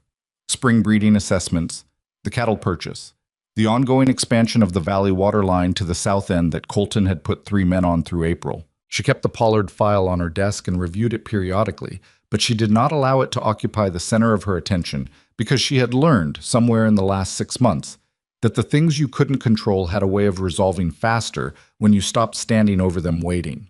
Carver's letter arrived on a Thursday. Pollard had accepted the counter. She read the letter twice, standing at the desk in the study. Then she folded it and put it in the Pollard file and went downstairs and told Colton, and then walked to the barn to check on the South herd's condition notes, because there were things that needed doing, and they needed doing regardless of what legal proceedings did or didn't resolve. Colton found her in the barn 20 minutes later. You told me like it was a supply invoice, he said. It essentially is, she said. Creek access restored, attorney fees covered, no future obstruction. That's what we went in for. Evelyn. He said it the way he'd started saying her name over the past few months. Not as a formality, but as a signal that what he was about to say was something he'd thought about. That case involved 6 basin operations and a territorial legal proceeding. You built the entire argument from documents you found in the study cabinet. Webb built the decisive argument, she said. I just organized it. You organized it into something that won, he said. Stop doing that. She looked at him. Doing what? Reducing what you did to the smallest possible version of it, he said. You do it constantly. You did it with the drainage channels, and the valley, and the breeding assessment, and now this. You build something significant, and then you describe it as if it was the obvious next step anyone would have taken. She was quiet for a moment. He wasn't wrong, and she knew he wasn't wrong, and she wasn't entirely sure how to respond to being seen clearly by someone she hadn't expected to see her clearly. Old habit, she said. I know, he said. I'm asking you to consider a new one. She looked at the herd notes in her hand. Then she looked at him. Pollard's diversion comes down by June 1st per the agreement, she said. Carver will send the final documents next week. The basin operations need to know so they can be ready to manage the increased creek flow. Their intake systems may need adjustment after months of reduced volume. He looked at her for a long moment. Then the corner of his mouth moved in a way that was not quite a smile, but was in the general neighborhood. I'll ride to Briggs tomorrow, he said. Tell Gruber too, she said. He's on the lower section, and the flow change will hit his intake first. He nodded and left her to the herd notes. She stood in the barn for a moment after he was gone. The old habit. She had developed it somewhere in her childhood, in the dry goods store, in the years of being the person who kept the thing running while the person whose name was on the door took the standing. You learned to make what you did invisible because invisible work didn't attract the resentment that visible work did. And resentment had consequences when you were in a position with no margin. She was still in a position with margin she couldn't entirely trust. But it was wider than it had been in November, and it was getting wider, and maybe that was something she could allow herself to notice. Gerald Marsh arrived the second week of June on a wagon from Billings, accompanied by an assistant who took notes on everything and said very little. He was a compact man in his late 40s with the careful eyes of someone whose livelihood depended on accurate assessment of things people were trying to sell him, and he had the professional pleasantness of a man who had learned to be agreeable without committing to anything. Evelyn had prepared for the visit the way she prepared for everything, by knowing more than she was likely to be asked. She had the herd counts, breeding records, weight gain data from the spring assessment, and the valley infrastructure documentation. She had the water rights settlement on file, which she would mention only if he asked about long-term water security, which he would. She had projected capacity numbers for the following 2 years based on the breeding stock they'd purchased and the expanded grazing territory the valley represented. Colton took Marsh around the operation in the morning. She joined them at the valley. Marsh stood at the valley entrance and looked at the infrastructure, the water line, the windbreak, the expanded sheltering that the hands had built through April, with the expression of a man adding numbers. "This was abandoned ground," he said. "For 12 years, Evelyn said. "We opened it last fall." "What was the impediment?" "Conventional thinking about what the terrain could support," she said. "The cold risk was real, but it was manageable with appropriate infrastructure. It just hadn't been tried." He looked at her. Then he looked at Colton. "Your wife designed this?" "My wife built the case for it and oversaw the construction," Colton said. "I signed off on the budget." Marsh made a sound that was not quite a laugh, more like the sound a man made when something confirmed a prior suspicion. He walked further into the valley, the assistant trailing and writing. He asked specific questions about water volume, winter temperature ranges, cattle density capacity. Evelyn answered each one with the number and the source of the number, because she had learned that buyers like Marsh didn't want enthusiasm. They wanted data with provenance. At noon, they went back to the house for the meal Iris had prepared, and over the table, Marsh said, "Your volume alone doesn't fill the contract." "No," she said, "but I'd like to show you some numbers after the meal that might address that." He looked at her with the careful eyes. "You have a proposal." "I have a framework," she said. "Whether it becomes a proposal depends on whether your interest extends beyond a single operation." After the meal, she laid out the basin partnership concept. She did it in 15 minutes, clearly, with the numbers. Combined volume across 4 operations. The Vance Ranch as anchor supplier responsible for contract administration. Individual operation agreements that guaranteed minimum delivery volumes while allowing flexibility above the minimums. She had worked out the payment distribution formula and presented it without belaboring it, because the formula was straightforward and a man like Marsh would see that. He listened to all of it. He asked 4 questions, each precise. She answered them. Then he sat back and looked at the ceiling for a moment in the way people did when they were doing arithmetic they didn't want interrupted. "If the partner operations can commit to the minimum volumes," he said, "and if the contract administration structure is legally clean, I'm interested in continuing this conversation." "The partner operations will need to meet with you separately," she said. "I can arrange that for tomorrow and the day after if your schedule allows." He looked at her. "You've already talked to them." "I've had preliminary conversations," she said. "I wanted to know whether the concept was viable before I brought it to you." He nodded slowly. "Practical," he said. "It seemed more respectful of your time," she said. The partner meetings went over 2 days. Briggs was enthusiastic. He understood immediately what the arrangement offered and what it cost him, which was a percentage of margin in exchange for access to a contract he couldn't have reached alone. Gruber was more cautious and asked more questions, which she had expected and had prepared answers for. 2 of the smaller operations were nervous about the commitment structure until she walked them through what the minimum volume requirement actually represented as a percentage of their normal production, at which point the nervousness resolved into something more like relief. By the end of the second day, Marsh had 4 signed letters of intent and a handshake agreement to return in August with formal contract documents. He shook Evelyn's hand before he got back in the wagon. "I've done sourcing work in 6 territories," he said. "I've never encountered a supply arrangement like this put together by a ranch operation." "There wasn't one to encounter before," she said. He smiled. "A real one, not the professional pleasantness." "No," he said. "There wasn't." The wagon pulled down the road. Colton stood beside her, watching it go. "August," he said. "August," she confirmed. "What do we do between now and August?" "Breed cattle," she said. "Maintain the infrastructure. Keep the books current. Make sure the partner operations hit their summer weight targets so the minimum volumes are realistic. She paused. Also, the Valley South extension needs 2 more weeks of work before the ground gets too hard again in fall. He was quiet for a moment. Then he said, I feel like I should be doing more. She looked at him. It was an honest thing to say, and it cost him something to say it, and she understood that. You held this ranch together for 3 years before I came, she said. Through bad markets and worse weather, and a crew that needed managing and neighbors who were watching for the moment it would collapse. I came in and saw the problems because I was outside them. You'd been inside them long enough that you couldn't see the shape anymore. She looked back at the road where the wagon had gone. That's not a failure. That's just what happens when you're too close to something for too long. He considered that. Is that your way of saying I was doing fine? No, she said. You weren't doing fine, but you were doing the thing that kept it alive until something changed, and that's not nothing. He turned to look at her with the expression she had come to know. The open one. The one that had started appearing in March and had become less rare through spring.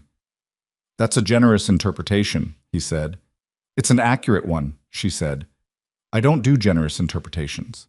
They're too much work. What? The thing she hadn't anticipated was Curtis.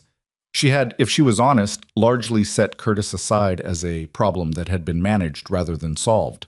Decker's arrangement in the winter had kept him out of her direct path, and the work had continued, and she had not spent energy on it beyond that. She had enough things requiring her energy. But Curtis had not set her aside. She understood that when Decker came to her in the last week of June with a look that told her what he was about to say was something he'd been sitting on for a while. I need to tell you something about the supply records, he said. They were in the equipment shed. She closed her ledger. Tell me, she said. What Decker told her was this. He had been reviewing the feed supply records from the winter, the ones she had updated in February, and comparing them against the physical inventory counts he'd done in March during spring cleaning of the storage barn. There was a discrepancy. Not large, not dramatic. $80 worth of feed supplies, accounted for on paper as used by the herd during the February storm, that the physical count suggested had never been in the barn to begin with. $80 was not a fortune, but $80 was not nothing, and more to the point, it was not the amount. It was what the amount implied. When did it start? She asked. I don't know, Decker said. The records before you came weren't kept well enough to cross-check. This is the first winter I've had accurate incoming records to compare against outgoing. Who handles supply intake? Decker was quiet for a moment.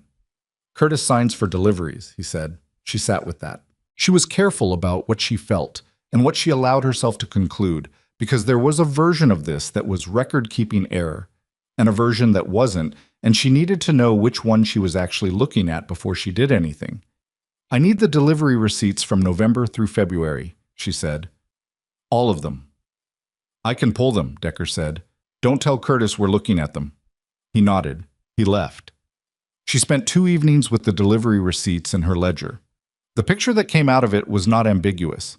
Across 11 deliveries between November and February, 5 showed quantities on the incoming receipt that were higher than the quantities entered into the supply log. Always by a small amount, always for items that could be physically moved without attracting attention. The difference between what was received and what was recorded totaled just over $200 across the full period. She brought the documentation to Colton. She laid it out the same way she laid everything out, chronologically, clearly, without editorializing. He read through it twice. His expression went flat in the way it went flat when he was working something out that he didn't want to be working out. $200, he said. Over 4 months, she said. Small enough amounts per delivery that it wouldn't be noticed without accurate incoming records to compare. Before you came, we didn't have accurate incoming records. No, she said. He set the papers down. How long do you think it's been going on? I can't say from available records, she said. Long enough that he was comfortable with the method. Colton was quiet for a long time. She didn't fill the silence. This was his crew, his history with these people, his call. I'll handle it, he said. I know you will, she said. I'm telling you so you have the full picture. She left the documentation on the desk and went back upstairs. Colton spoke to Curtis the next morning. She was not present for the conversation, and she did not ask for a detailed account. What she knew was that Curtis was off the property by afternoon, his belongings loaded in the back of his own horse, Decker standing at the yard fence with his arms crossed watching him go. She watched from the kitchen window. Iris came to stand beside her. Neither of them said anything for a moment. "He's been here 4 years," Iris said. "Not as a defense, just as a fact." "I know," Evelyn said. "Colton trusted him." "Colton trusts people until they give him a specific reason not to," she said. "That's not a flaw. It's just how he operates." Iris was quiet. Then she said, "The other hands aren't going to like it." "No," Evelyn agreed. "Some of them won't. They'll think you what—" "I know what they'll think," she said. "That's all right." She turned from the window and went back to the desk. There was a breeding record that needed updating, and she updated it. There was a letter from Carver about the final Pollard Agreement documents arriving next week, and she noted the date in her ledger. There was a calculation she'd been putting off about the fall grazing rotation, given the expanded valley capacity, and she started working through it. The hand's reaction to Curtis's departure was what she'd expected. A tightening in the atmosphere, glances she wasn't supposed to notice. One conversation that stopped when she entered the barn that probably would have continued if she'd been someone else. She let it run. She had learned that you could not manage every current in a community of people, that some things needed to be felt through rather than solved, and that the fastest way to make resentment last was to fight it directly. What she could do was show up, consistently, and do the work, consistently, and let time do what time did. The man who changed first was a hand named Roy. Quieter than the others, in his late 30s, who had been working the Vance Ranch for 7 years, and who had never been hostile to Evelyn but had never been warm either, existing in the neutral middle ground that most of the crew had occupied since February. He came to her on a Thursday afternoon with a question about the valley water line that was a genuine technical question, not a courtesy question, and she answered it, and they talked for 10 minutes about the flow rate and the pressure differential at the south end, and he listened with the attention of someone who was actually interested, and when he walked away she had the sense that something had shifted. Not fixed. Shifted.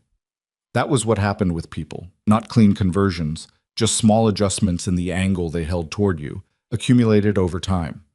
By July, the crew's atmosphere had normalized. Not warm, not fully, but functional in a way that had substance to it rather than just surface. The work ran better than it had in any month since she'd arrived. The daily rhythms had settled into something that didn't require constant management. People knew what was expected, and they did it, and when problems came up they were brought to her or Decker rather than allowed to fester. Decker himself had become something she hadn't anticipated when she'd arrived. A genuine working ally. Not a friend exactly. There was too much history between him and Colton, and too much difference in how they'd each come to the ranch for that word to fit exactly. But a man who brought her information she needed, who adjusted his methods when she explained her reasons, who had started occasionally finishing her sentences in the practical context of work conversation, the way people did when they'd been working parallel long enough to anticipate each other. She noticed all of it.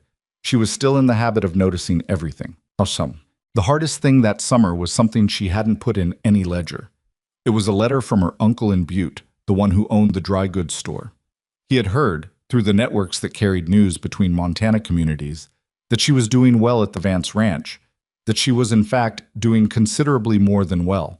He wrote to say he was glad to hear it, and that he hoped things continued to prosper, and that he had always had confidence in her abilities. She read the letter twice, standing at the desk, in the evening quiet of the study. She thought about the years she had worked that counter, the inventory she had kept, the accounts she had managed, the supply relationships she had maintained, all of it running quietly under her uncle's name, invisible in the way she had made things invisible because it was easier and because the alternative was conflict she hadn't had the position to sustain. She thought about the letter from the attorney that had arrived at that counter in October, the one that had handed her this life in exchange for her name on a courthouse document. She thought about whether she was angry. She sat with that question for a while. The answer was more complicated than yes or no. There was something in her that would always be aware of the cost of the years she'd spent being useful to someone else's enterprise, while her own capacity went unrecognized. That was real, and she wasn't going to pretend it wasn't. But anger required a kind of sustained energy she had other uses for, and she had never been a person who found that energy well spent. What she wrote back to her uncle was brief. She thanked him for his letter. She said she was well. She said the ranch was doing well. She did not say, "I learned how to run an operation in your store, and you never once asked me what I thought about the business." She did not say that because it was past, and she was here, and the here was large enough to build in. She sealed the letter and set it with the outgoing mail and went back to the breeding records. August came with the heat that the basin got in August, dry and insistent, the kind of heat that made the air above the road shimmer, and the cattle move slowly, and the hands work in the early morning before it settled into full weight. The valley was cooler than the open pastures, which she had noted as an additional asset for summer grazing rotation, and had already incorporated into the fall plan. Marsh arrived on the 14th of August with 2 men from the Chicago operation, one in finance, one in logistics, and a set of contract documents that ran to 30 pages. She had reviewed a draft of those documents 3 weeks earlier, when Carver had obtained a similar contract from another basin region as a reference. She had marked 12 points she wanted changed and explained in her notes to Carver exactly why each change mattered. Carver had been, in his words, impressed with the specificity. The contract meeting took the better part of 2 days. On the first day, Marsh and the Chicago men met with each basin partner separately, which she had arranged so that each operation understood their individual terms before the group met together. On the second day, they all met at the Vance Ranch. 7 people around the main room table, plus Marsh's assistant, plus Carver, who had made the trip from Helena specifically for the signing. Evelyn sat at the table as a principal party. She was not an observer, not an assistant, not someone brought in to provide specific information and then excused. She sat at the table and she negotiated. 3 of her 12 marked changes made it into the final contract. 2 others were modified rather than adopted in full. 7 she conceded after understanding the Chicago operations constraints well enough to determine that the risk she'd identified was lower than she'd initially assessed. That was what negotiation was. Not winning all 12 points, but knowing which 3 were worth holding and why. When the documents were signed and the hands were shaken, Marsh stood in the yard while his team loaded the wagon, and he said to Evelyn, in a way that was separate from the formal proceedings, "The basin operations are lucky you organized this."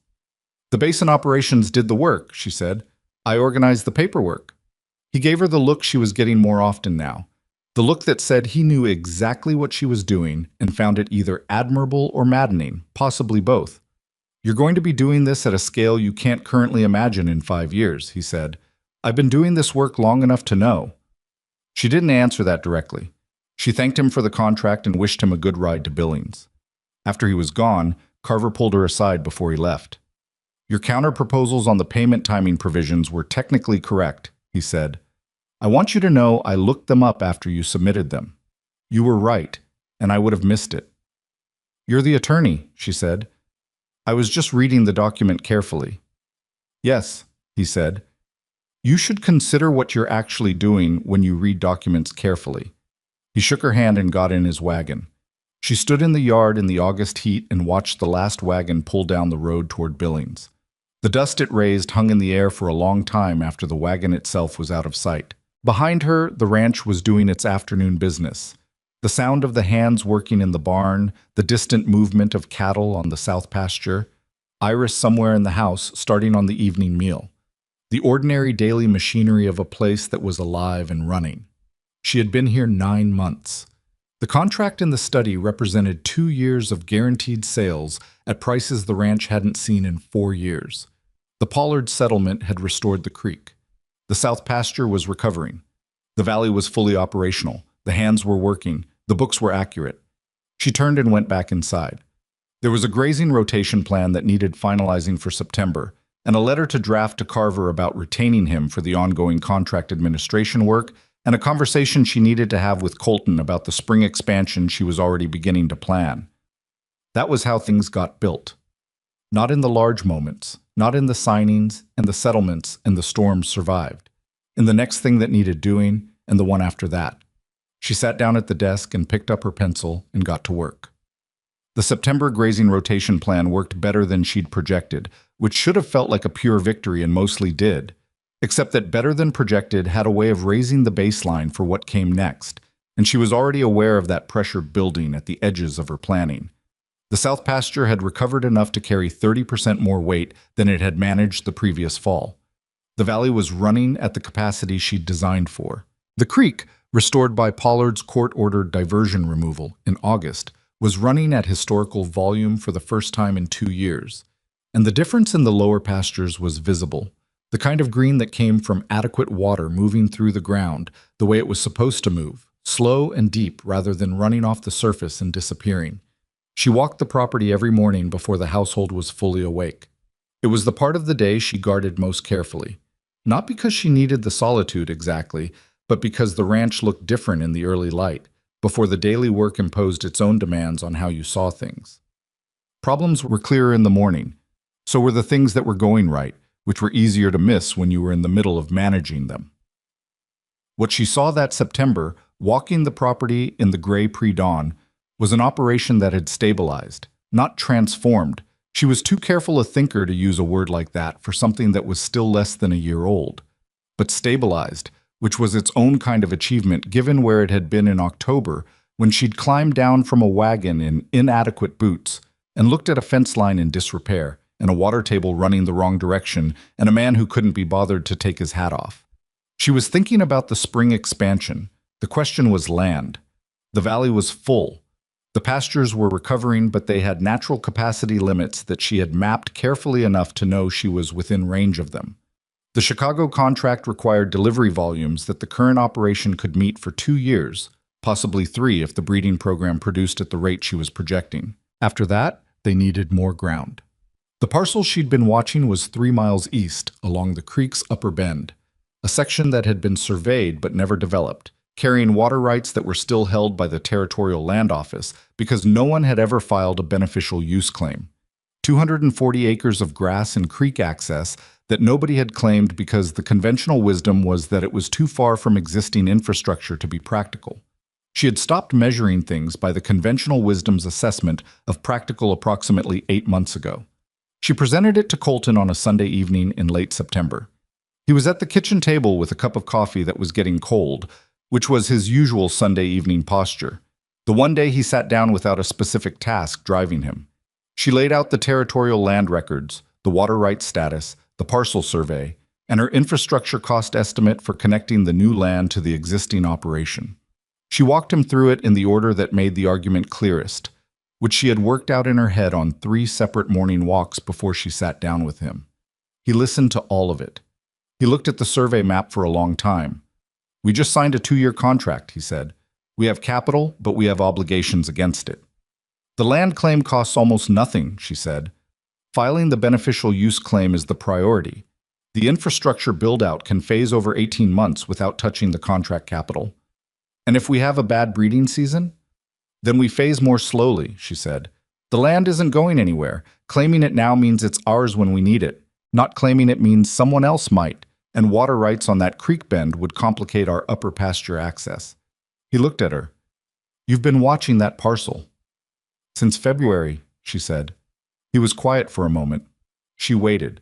She had learned not to fill his silences. "File the claim," he said. "We'll talk about the infrastructure timeline after the first contract delivery." She nodded and gathered the papers. She was at the door when he said, "Evelyn." She turned. "Sit down," he said. "You don't have to leave as soon as the business is done." She looked at him for a moment, then she sat back down at the table. He poured her a cup of coffee from the pot on the stove, cold by this point, but the gesture was there, and they sat in the kitchen on a Sunday evening while the ranch settled into its night sounds around them, and he asked her what she thought about adding a second well on the east side of the property, which was a practical question and also a way of talking that was not purely practical, and she answered it and asked him what he knew about the rancher 3 valleys over who was reportedly selling, and they talked for an hour about nothing that was urgent and all of it that mattered. This was new, not dramatic.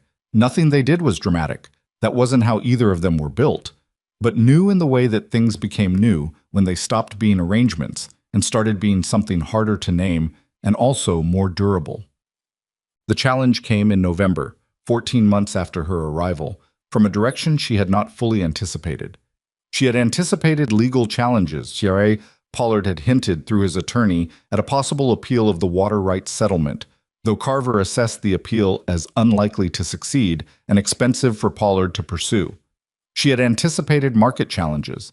The Chicago contract was stable, but the broader cattle market was volatile, and she tracked it weekly. She had anticipated the ongoing social complexity of being who she was in a community that had its own long history and its own hierarchies. What she had not fully anticipated was Harlan Briggs. Briggs had been, since February, an ally. He had joined the water rights complaint. He had participated in the Marsh contract negotiation. He had paid fair value for the cattle he'd bought after the storm. She had taken him at the consistent value of his behavior over 9 months, which was what she did with everyone. She watched what people did more carefully than what they said, and what Briggs had done was reliable. The first sign that something had changed came from Decker, who heard it from a man in town who heard it from Briggs's own foreman. Briggs had been in conversation with a buyer from Denver who was looking to consolidate basin cattle operations under a single management structure. The consolidation model, which was starting to appear in other territories, Evelyn knew, driven by Eastern capital, looking for Western land assets, worked by buying out individual operations at below market value during periods of financial stress, combining them under centralized management and extracting margin through scale. Briggs's operation was not in financial stress, but the Vance Ranch had been, until recently, and the story of that stress was something Briggs knew in detail from months of conversation. The second sign came in a letter addressed to Colton, from the Denver buyer himself, a man named Hargrove, who ran a land consolidation company operating out of Denver with Eastern banking backing. The letter was courteous and professionally written, and it made an offer to purchase the Vance Ranch's cattle operation and land holdings at a price that was, she calculated it that evening at the desk, approximately 60% of what she assessed the current value to be. 60%. Offered in the language of opportunity and generous terms, framed as a chance to step back from the difficulty of frontier ranching and realize value from an asset that had been, as Hargrove put it, through significant challenges in recent years. She set the letter down. She was not angry. She was something more focused than angry. She went to find Colton. He was in the barn, which was where he went when he needed to think. She had learned that about him. He didn't sit in rooms with problems. He moved with them, put his hands on something physical. He was checking the condition of the winter harness stock when she walked in with the letter. He read it. She watched his face. 60%, he said. Of current assessed value, she said, which is significantly higher than assessed value 14 months ago, which is presumably what he's working from. Briggs told him. Briggs told him the story as it was when Briggs understood it, she said, which was the story of a ranch in serious trouble. He may not have updated his account to reflect the current position. Or he updated it and Hargrove made the offer anyway, Colton said, knowing we might not know what we're worth. She nodded. That was the more troubling possibility. Not Briggs as a naive source, but Briggs as a deliberate one, pointing a consolidator at an operation he had reason to believe was vulnerable, possibly with some arrangement in the background about how the basin operations would be restructured after a Vance acquisition. I need 3 days, she said. He looked at her. For what? To understand exactly what we're dealing with before we respond, she said. Don't answer the letter yet. He set the letter on the workbench. 3 days, he said. She wrote to Carver that night. She wrote to the land office in Helena requesting current assessed values for the territorial parcels in the basin, including the Vance holdings. She wrote to Marsh briefly, asking whether the Chicago contract had any language about third-party acquisition of a supplying operation and whether Hargrove's company had any relationship with Chicago meat operations she should know about. Then she went to see Briggs.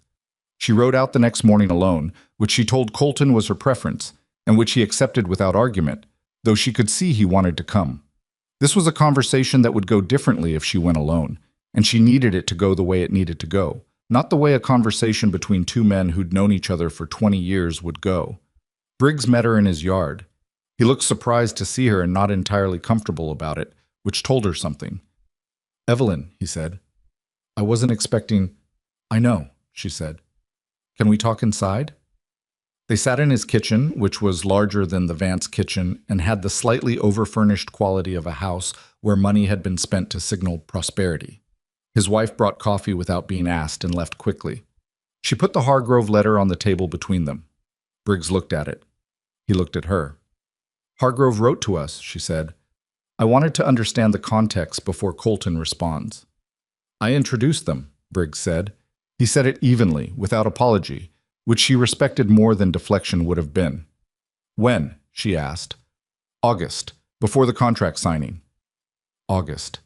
Before the signing, while she and Colton were preparing the contract documentation, while Briggs was sitting at the table as a partner in the arrangement they'd built together, he had already been in conversation with a consolidator about the Vance operation. She held that information without expressing it as accusation, because accusation would close the conversation, and she needed the conversation to stay open. Were you aware of what kind of offer Hargrove was planning to make? She asked. Briggs was quiet for a moment. I knew he was going to make an acquisition offer. I didn't know the specific number. Did he discuss what would happen to the Basin Partnership contract if the Vance operation was acquired? Another pause, longer this time. He mentioned that the contract would likely be restructured, Briggs said, centralized under the consolidated management. Which would include your operation, she said. Potentially. She looked at him. Harlan, what did he offer you to make the introduction? He met her eyes. He had the particular look of a man who had done something he knew was not entirely right and was now in the room with the consequence of it. Priority status in the consolidated structure, he said. Senior supply position. She nodded. She drank her coffee. She took a moment. Here's what I want you to understand, she said. Not as a threat, as information. She set down the cup. The Vance operation's current assessed value, which I'm having confirmed by Helena this week, but which I can estimate accurately, is approximately 40% higher than it was 14 months ago. The Chicago contract adds forward value that isn't reflected in land assessments. Hargrove's offer is roughly 60% of a number that is itself already below the actual current value of the operation. Briggs looked at the letter. If the Vance Ranch is acquired at that price, she continued, the Basin Partnership contract will be restructured under centralized management with priorities that serve the consolidated operation, not the individual basin ranches. Your senior supply position will be defined by whoever Hargrove's eastern backers put in charge of the structure, not by the relationship you've built with us over the past year. He was quiet. You have a good operation, she said. You've rebuilt well since February. The contract as it stands gives you 2 years of guaranteed pricing that you couldn't have gotten alone. Why would you trade that for a senior position in someone else's structure? He looked at her for a long time. She let him look. She was not going to rescue him from the discomfort of the question, because the discomfort was the point. I wasn't sure you were going to last, he said finally. It came out simply, not as an excuse. I know, she said. When Hargrove came to me in August, the contract wasn't signed yet. I didn't know if it would hold. I didn't know if... He stopped.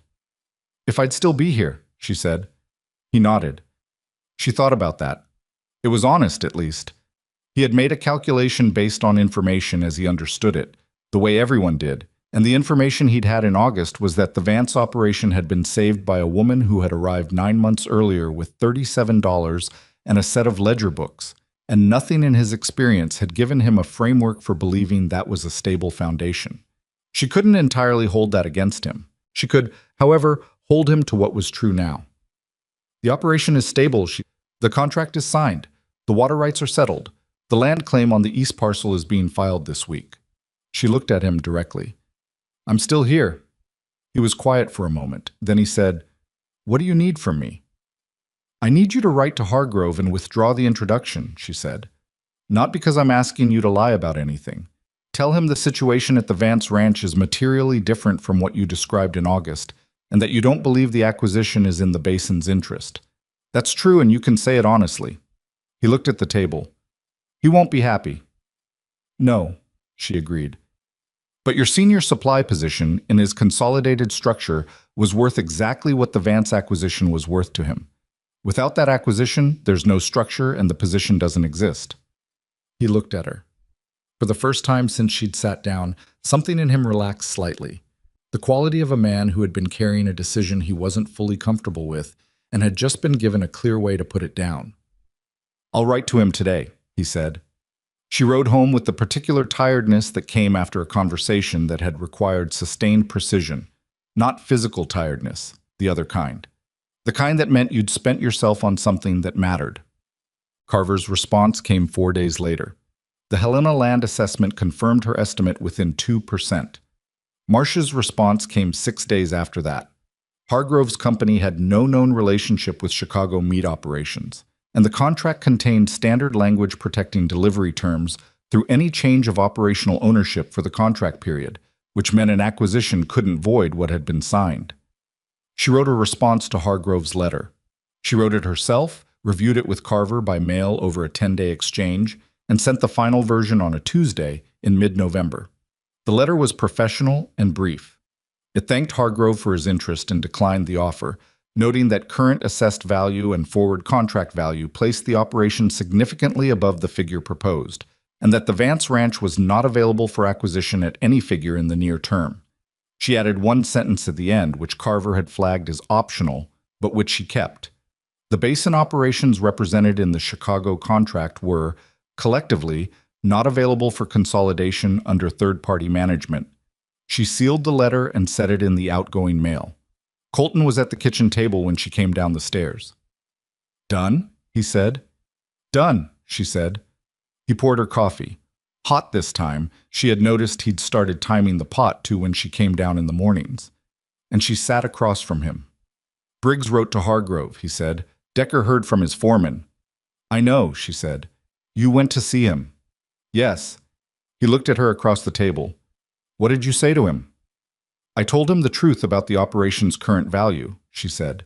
"And I asked him to consider whether what Hargrove was offering was actually better than what he already had." "And?" "He thought about it and decided it wasn't." Colton was quiet for a moment. "That's a generous version of what must have been a harder conversation." "It was a hard conversation," she said. "It's done now." He nodded. He drank his coffee. Outside, the November light was coming in flat and cold through the kitchen window, the particular low-angle light of the season she'd arrived in, and she was aware of the circle of it, a full year, nearly, of this place. "I want to ask you something," he said. She looked at him. "This spring," he said, "when we start the East Parcel development." He stopped.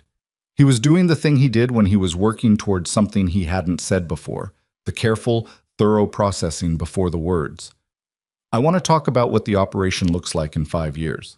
Not just the land and the cattle. All of it." "All of it," she said. "You've been running this ranch for a year," he said. "Not managing it, running it. And I've been—" He paused. "I've been the person who holds the history of it and signs what needs signing and understands the land in the way that only comes from growing up on it. And you've been everything else." She didn't say anything. She let him finish. "That's not a partnership," he said. "That's two separate things operating in the same space. I want to talk about what an actual partnership looks like. With structure. With documentation." He met her eyes. "With your name on the decisions, not just the work." She sat with that. The kitchen was quiet except for the stove and the distant sound of the morning crew starting their work.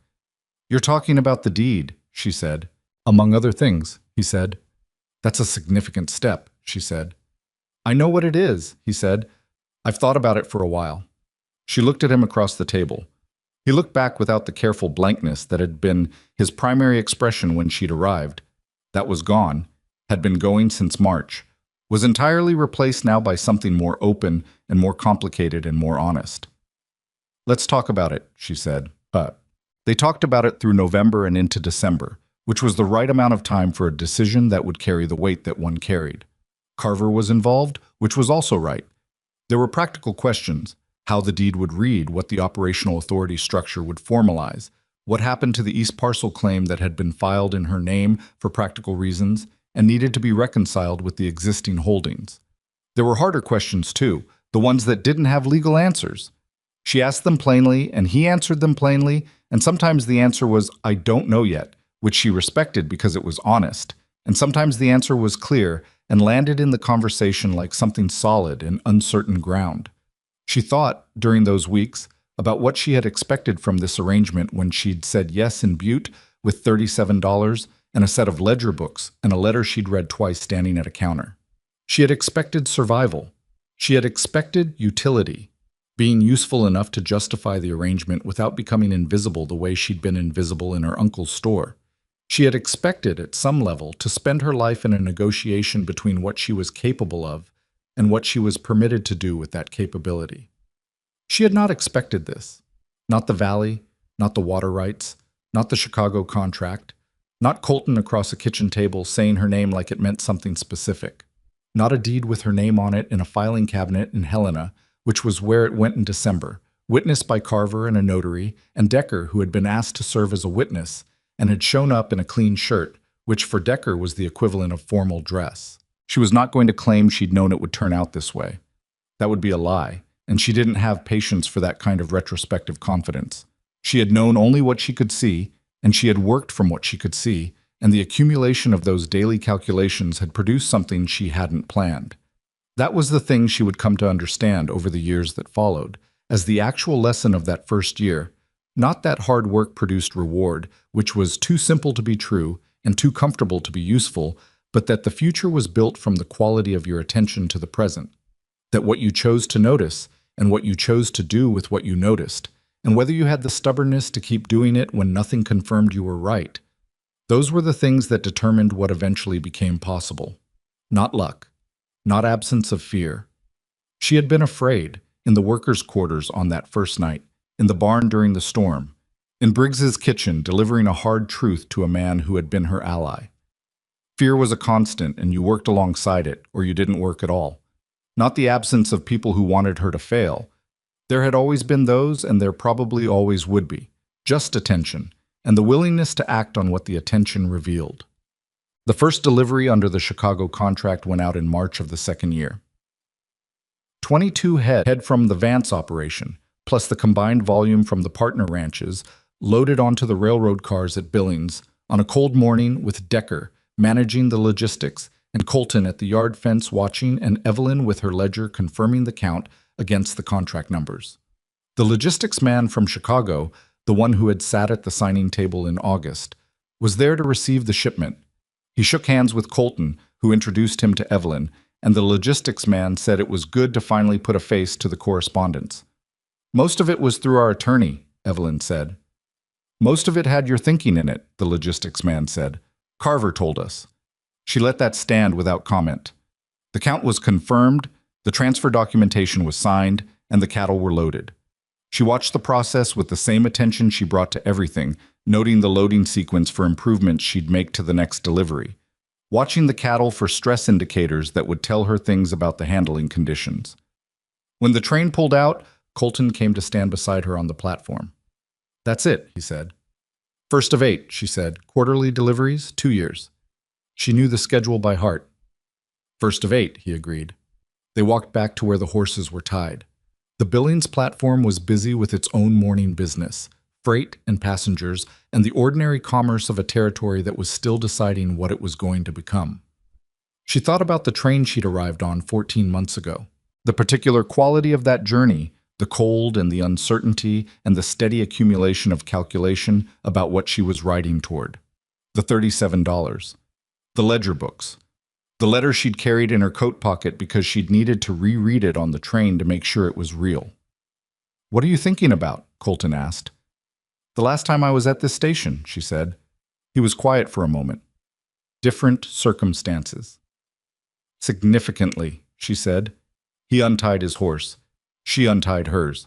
They rode back through Billings toward the road that would take them to the ranch, and the morning was cold and clear in the way of March in Montana, when winter was releasing its grip slowly and without much grace, but releasing it nonetheless.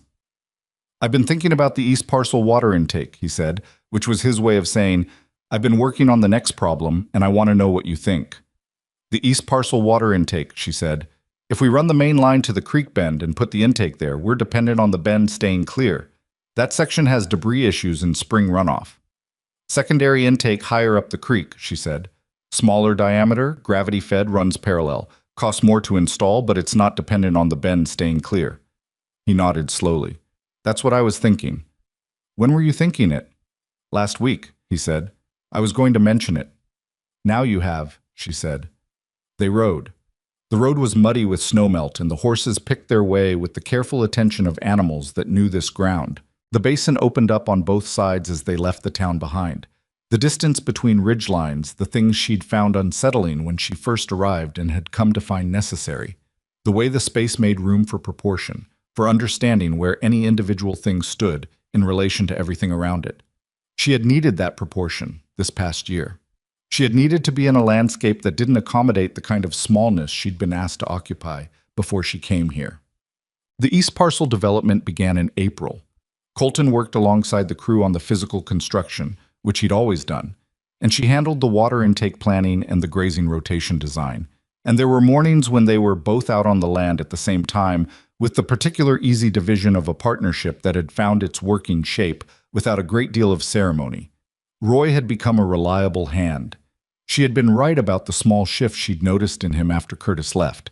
It had continued to develop over the year into something that looked like professional respect, which was worth more to her than affection would have been, because professional respect survived bad days and hard calls in a way that affection sometimes didn't. Decker's health had been variable through the winter. He had a cough that came and went and that he did not discuss. And she had quietly begun redistributing some of his management load in ways that didn't draw attention to the redistribution, because Decker was a man who would work himself past his capacity rather than acknowledge limitation, and the most effective way to protect him from that was to reduce the load before he noticed it needed reducing. She watched all of it. She always watched all of it. The Pollard situation had closed in January, the final water rights documents filed, the diversion removal verified by the territorial surveyor, the creek flowing at historical levels through the heart of the growing season. Pollard was still in the basin, but his profile had dropped significantly. He had not attended the spring community meeting, which people noticed without commenting directly. The community meetings themselves had changed. She had attended the spring meeting, the second one she'd been present for, the first having been the Pollard Water Rights gathering at Briggs's kitchen. This one was at the Territorial Meeting Hall in town, a general gathering of basin ranchers and property holders. And when she walked in with Colton, there was a particular quality to the room's attention that she had not experienced in November of the previous year. Not warmth exactly, and not the hostilities she'd navigated through that first winter. Something more like acknowledgement, the particular quality of a room adjusting to include someone who had demonstrated over sufficient time that they warranted inclusion. Briggs had shaken her hand first. That mattered in the specific grammar of this community, and she knew it and she let it matter. Gruber had asked her opinion on a grazing rotation question in front of 4 other ranchers and had listened to the answer with the full attention he would have given a long-standing community member, which was what she was becoming. Becoming. Still becoming. She did not mistake the in progress for the arrived, but the direction was clear, and in her experience the direction was the thing that mattered most, not the current position. Well, the letter from Marsh arrived in May, the second year. Not a routine contract communication, those came through Carver now, but a personal letter, which was different. He was assembling a second supply arrangement for a different Chicago operation, larger than the first, covering a multi-territory network. He was writing to ask whether she would be willing to consult on the basin-side structuring, not as a supplier this time, but as an advisor to the arrangement design. He named a consulting fee that was significant. She read the letter twice. She set it on the desk. She sat for a while with the various things the letter meant. Then she went downstairs and showed it to Colton. He read it. He looked up. "He wants your thinking, not your cattle," he said. "Yes." "What do you want to do?" She thought about it. The honest answer was that she wanted to do both. The advisory work and the ranching work, the thinking and the building, the documentation and the land. She was not built for one thing at a time. She had never been built for one thing at a time. That had been the problem in her uncle's store, where she had been confined to the counter when she could see the whole operation. "I want to write back and tell him I'm interested in a conversation," she said. "And then I want to understand what the time commitment actually is before I commit to anything." "That's sensible," he said. "I don't want it to take anything from here," she said. "That's the condition." He looked at her. "You're asking my opinion." "You're my partner," she said. "Your opinion is relevant." He was quiet for a moment. She watched him do the careful processing. "Do it," he said. "This ranch is stable. We can handle a consulting arrangement if it doesn't pull you off the property for extended periods. And," he paused, "you should be doing work that matches what you're capable of. All of it, not just the piece of it that fits inside what we've already built." She looked at him across the kitchen table in the May morning light. There were things she could have said about that, about what it meant to be told, by someone whose opinion she respected, that her full capacity was something to be used rather than managed, about the years before this year, about $37 and a worker's room and a man who hadn't taken his hat off. She didn't say any of it. He knew most of it, and the rest wasn't the kind of thing that needed saying. "I'll write back today," she said. She wrote the letter and sent it, and Marsh wrote back. And she went out to the East Parcel in the afternoon to check on the water intake progress because the consulsion letter and the Marsh conversation and the weight of what the year had produced and what the next year was shaping up to be. All of that was real, and it mattered, and it would find its proper size in the course of being lived. But the water intake needed checking today, and that was what she was going to do. The East Parcel was beginning to look like land that intended to be used. The grass was coming in along the creek bend where the soil had been broken up and seeded in March. The fence line was new and clean. The secondary intake pipe she'd specified was in the ground, and Colton's estimate of the cost had been within 4% of her estimate, which was the kind of small convergence that happened when two people had been working on the same problems for long enough. She stood at the creek bend in the May afternoon and watched the water. The creek ran clear at this section, upstream of anywhere that had been disturbed by poor management or bad intent. It came around the bend with the particular sound of water moving correctly, not the diminished sound it had made during Pollard's diversion, not the wrong direction sound of the South Hollow before she'd cleared the channels. Just water doing what water did when the systems it moved through were working the way they were meant to work. She had been in this basin for 16 months. The operation was different in 16 ways she could itemize specifically. She was different in ways she could not entirely itemize, which was harder to sit with but probably more important. She had come here believing she was capable of more than the life she was living, and she had been right. And being right had cost her everything she'd had at the time and produced something she wouldn't have been able to predict. That was how it usually worked, in her observation. The things that were worth doing were the things you couldn't fully see the shape of before you started, and the starting was the part that required something you couldn't logic your way into. Call it stubbornness. Call it the refusal to accept a ceiling that hadn't been proved rather than simply assumed.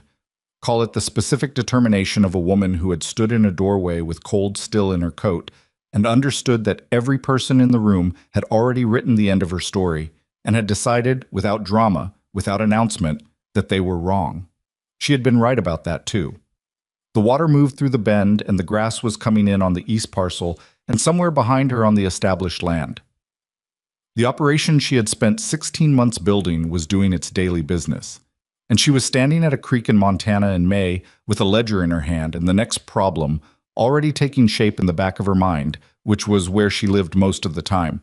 In the next problem, the next calculation, the next section of ground that looked like it couldn't be used and was waiting for someone to decide otherwise.